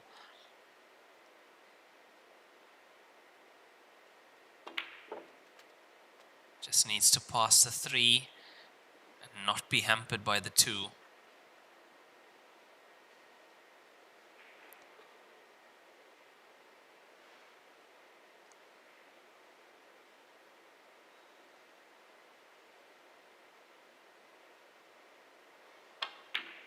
Yeah, that's great stuff from Jose Alberto Delgado to get his 11th point, and that is another rack and run added to his tally. Score is 11 all in this race to 13. Last 64 match stage 3 here at the 2025 Joy Heyball Masters Nanning Station Division 1 Tour. And there we see Delgado 5 rack and runs, Zhang Yong 3 break and runs, 1 rack and run. Winner's break format will be Delgado to break in the next frame. Yeah, what a clearance that was. That was another clutch clearance from Delgado. Recovery after recovery. Couldn't afford to let his opponent back to the table.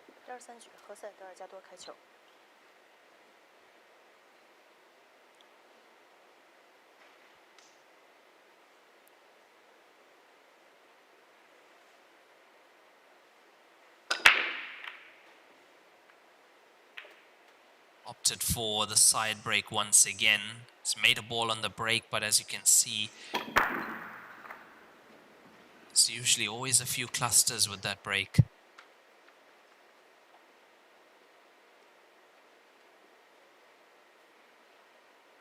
I mean, there are the positives and negatives with that break.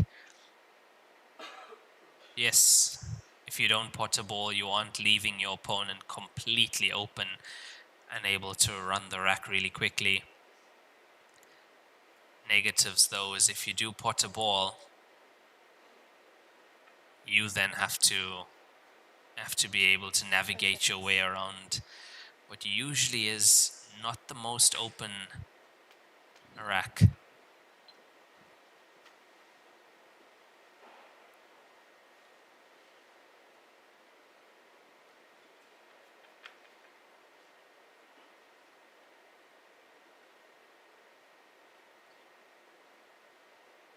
He's looking to get into the 11 now. If he can clear the 11 and possibly land on it to the center on one of the other stripes. Or even better, he's cleared the 6.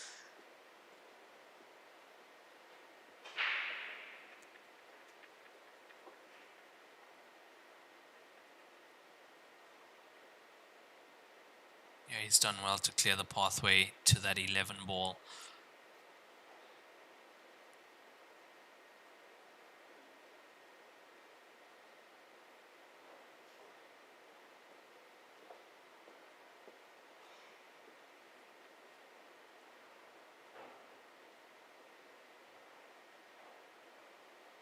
Seconds.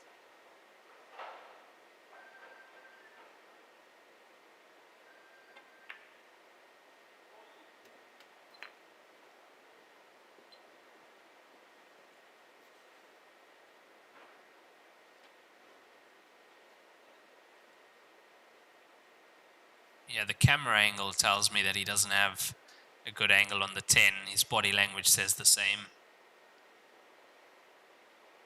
He's almost perfectly straight on the 10. That's not where he wanted to be. Wanted to be in a position to just stun slightly across to play the 11 into the same pocket. Look, I mean, you can play this into the left side of that pocket from his point of view.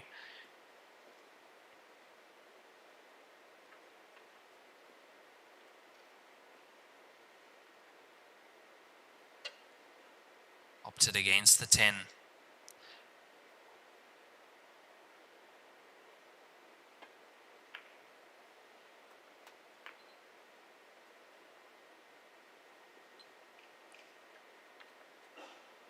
Yeah, slightly better this time.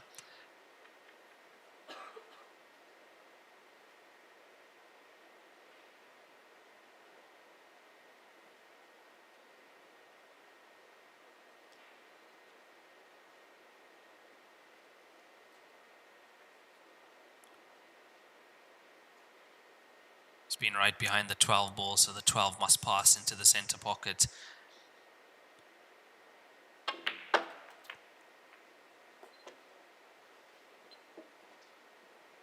Yeah, it's a little bit of a mishit. I'd say there was definitely enough angle to slide past the 5.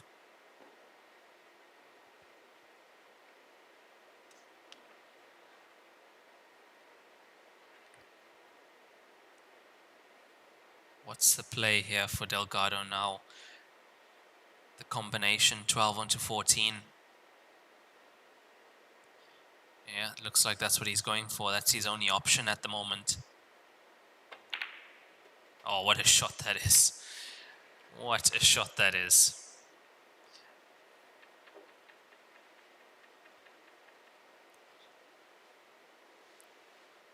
Made that look much easier than it actually is. The distance between those two object balls. And it was not dead set as well. It had to be slightly made.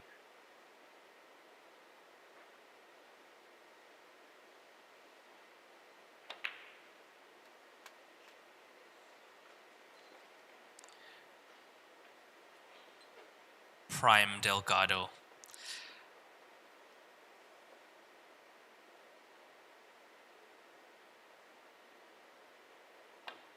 Absolutely brilliant. Absolutely brilliant from Delgado to get his first break and run of the match. And that was a tight one. He did break from the side. Was not an open rack. And Jose Alberto Delgado from Spain is on the hill. 12-11 up on Zhang Yong.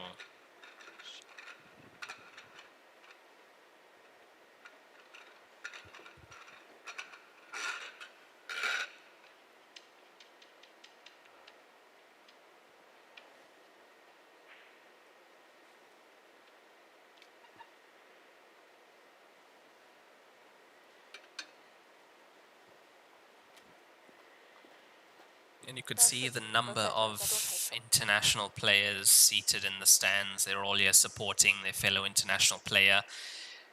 Last 64 players left in the tournament, and Delgado is the last international player left.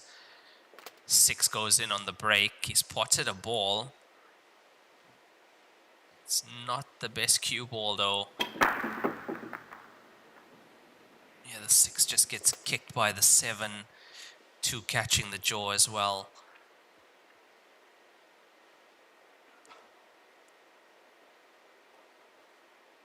Now will we have another hill match on the TV table? Or can Delgado find a way?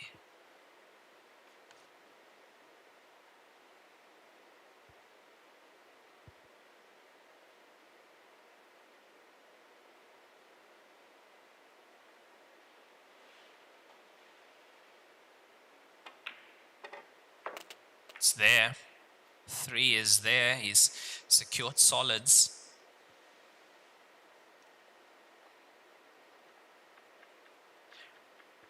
It's a little bit messy just under the foot spot where the black ball is. Those 3 solids, he has to pick them up, pick them off in a specific order in order to release them. Yeah, the 5 goes.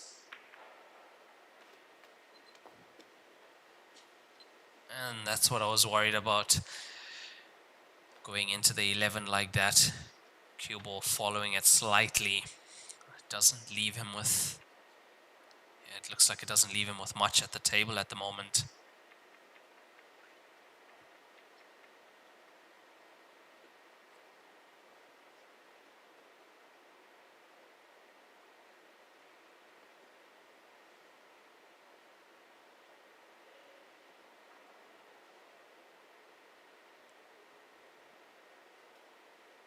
Seconds.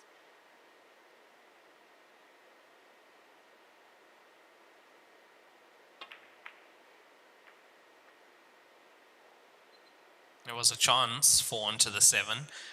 There was definitely a chance.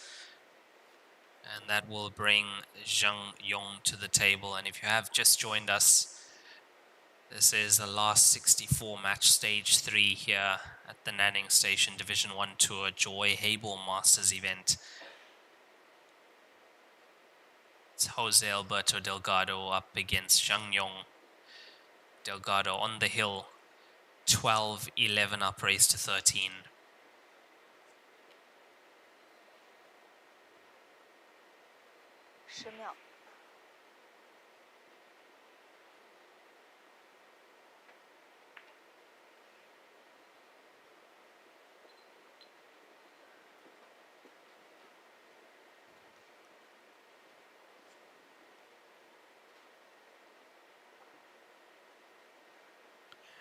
So far in this match, we've had 5 rack and runs from Delgado, 1 break and run, 3 break and runs, 1 rack and run from Zhang Yong.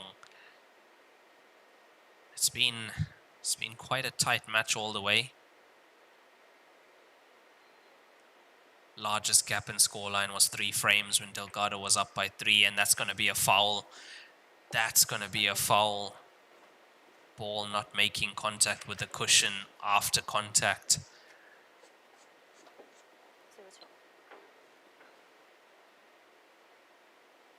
Yeah, that could be costly. Ball in hand anyway on the table for Zhang Yong.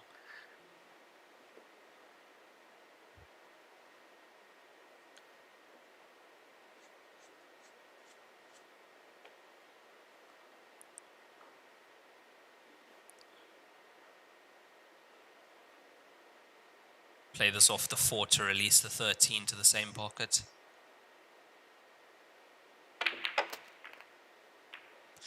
Yeah, look at how many things he tried to do with that shot.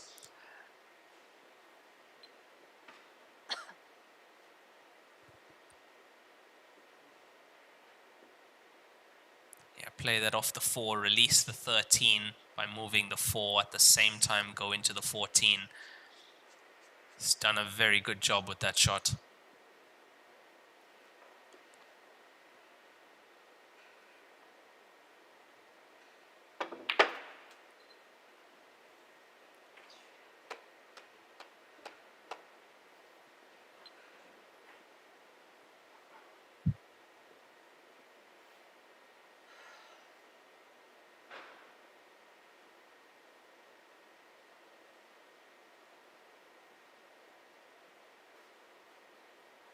Is this going to come down to the 11 ball?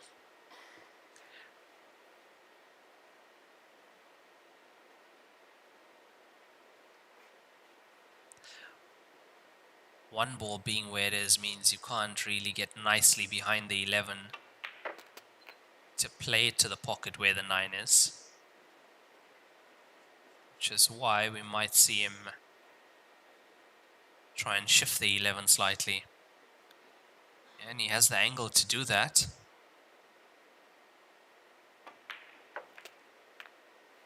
Like that.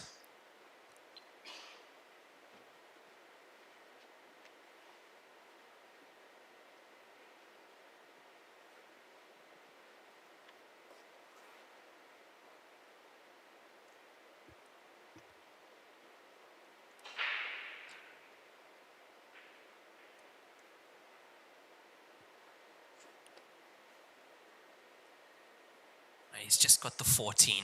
That's the only ball that's on the top side. Left himself a good angle on the 11 to get the cue ball there.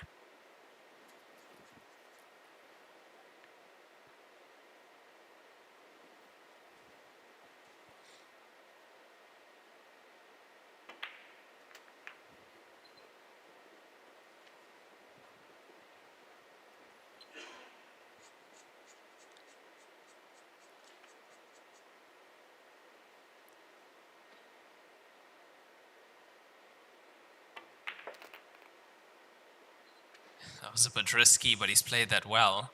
He's played that very well. I was worried he's going to end up behind the 7 again.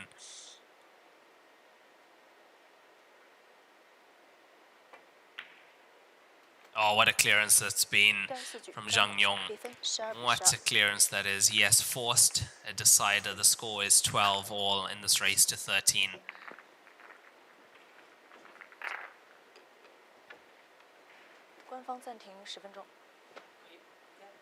You can keep going or time out. You can keep going. Okay. And that's the referee just asking the players whether they'd like a timeout. 24 frames played at the moment. Every 8 frames, players get opportunity to have a player timeout of 10 minutes, but it looks like both players have decided to play on just one more frame.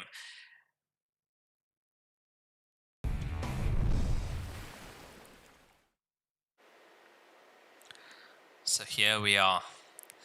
Been playing for just under 4 hours now in this race to 13 between Jose Delgado from Spain against Zhang Yong from China.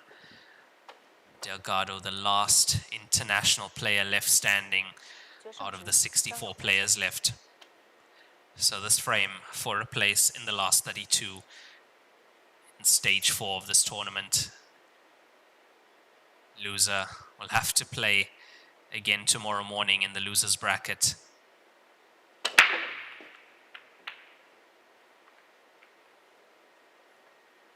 Deciding frame, all you want is a chance. Nothing potted on that break, it's dry.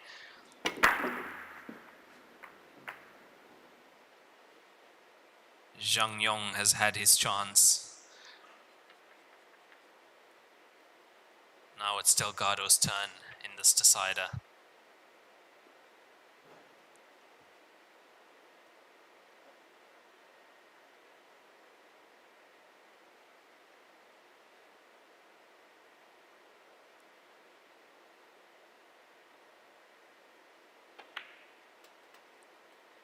Delgado secures solids. Just look at this table. Everything goes. Whether it's stripes or solids, they're all there. It's probably the most awkward ball on the table, I'd say, is the black ball.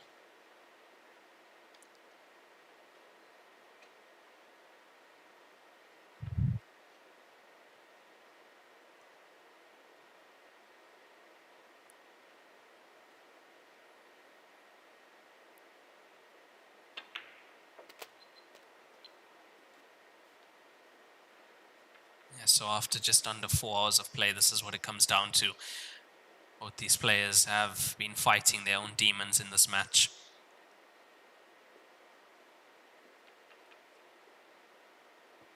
There were times when both players were making uncharacteristic mistakes, but I'd say Delgado, the player, making less mistakes in this match.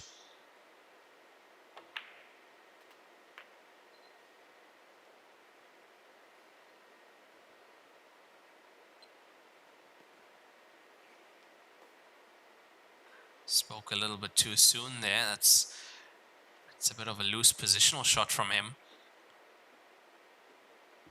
From this angle, it doesn't look like he's on 1, 6, or 4. Wrong side of the 7 as well.10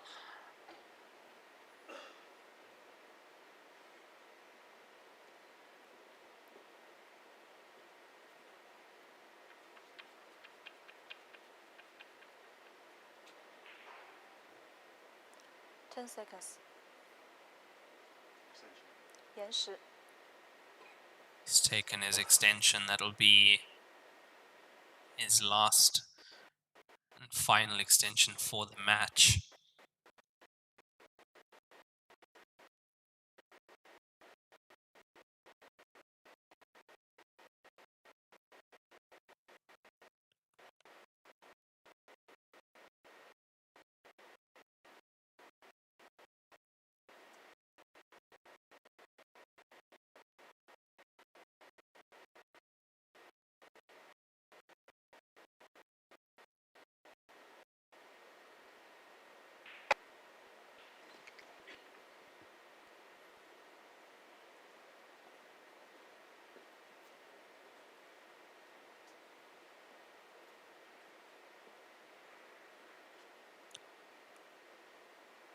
Yeah, that was a good shot on the 7 to get the cue ball into that area of the table. Giving himself a real chance now, and this is going to come down to that black ball down the right side of the table.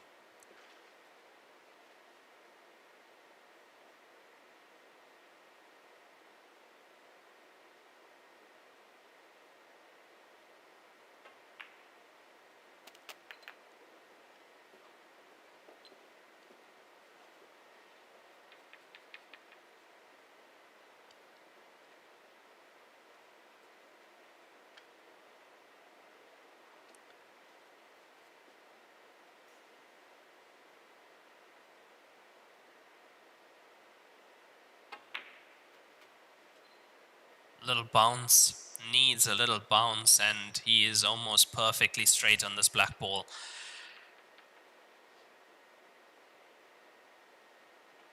Deep breath.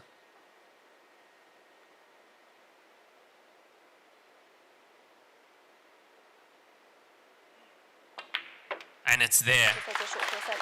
What a match that is. Jose Alberto Delgado. Unbelievable. Through to the last 32, defeats Zhang Yong 13 frames to 12. And still the last international player left standing. So Jose Alberto Delgado is through to the last 32. Stage 4, he will be playing tomorrow afternoon in stage 4. That'll be 32 down to 1 single elimination. And I tell you what, there are not many international players in the world that can say they've been to stage 4, last 32 of the Division 1 tour. The Division 1 tour is about 50 international players, open draw against 650 Chinese players, and that's the best Chinese players in the world in that draw. We're talking Zhao Ruliang, Zhang Tai, Zhang Kangpeng. All those players are in that draw, and you could face them at any time in stage 1 even. So absolutely brilliant stuff from both players. What a show they've put on for us. But your winner, Jose Alberto Delgado. Unbelievable stuff from him. Really well done. Well done to him as he goes into the last 32. So our next match will be from the losers bracket of stage 3. and that will be tomorrow morning at 10 a.m. local time here in China. That's it from us for tonight. I'm your commentator for the Joy Heyball events, Raymond Tillack from South Africa. Thank you guys for being on the stream and joining me for the show of great players, and we'll be back tomorrow morning. Thank you guys.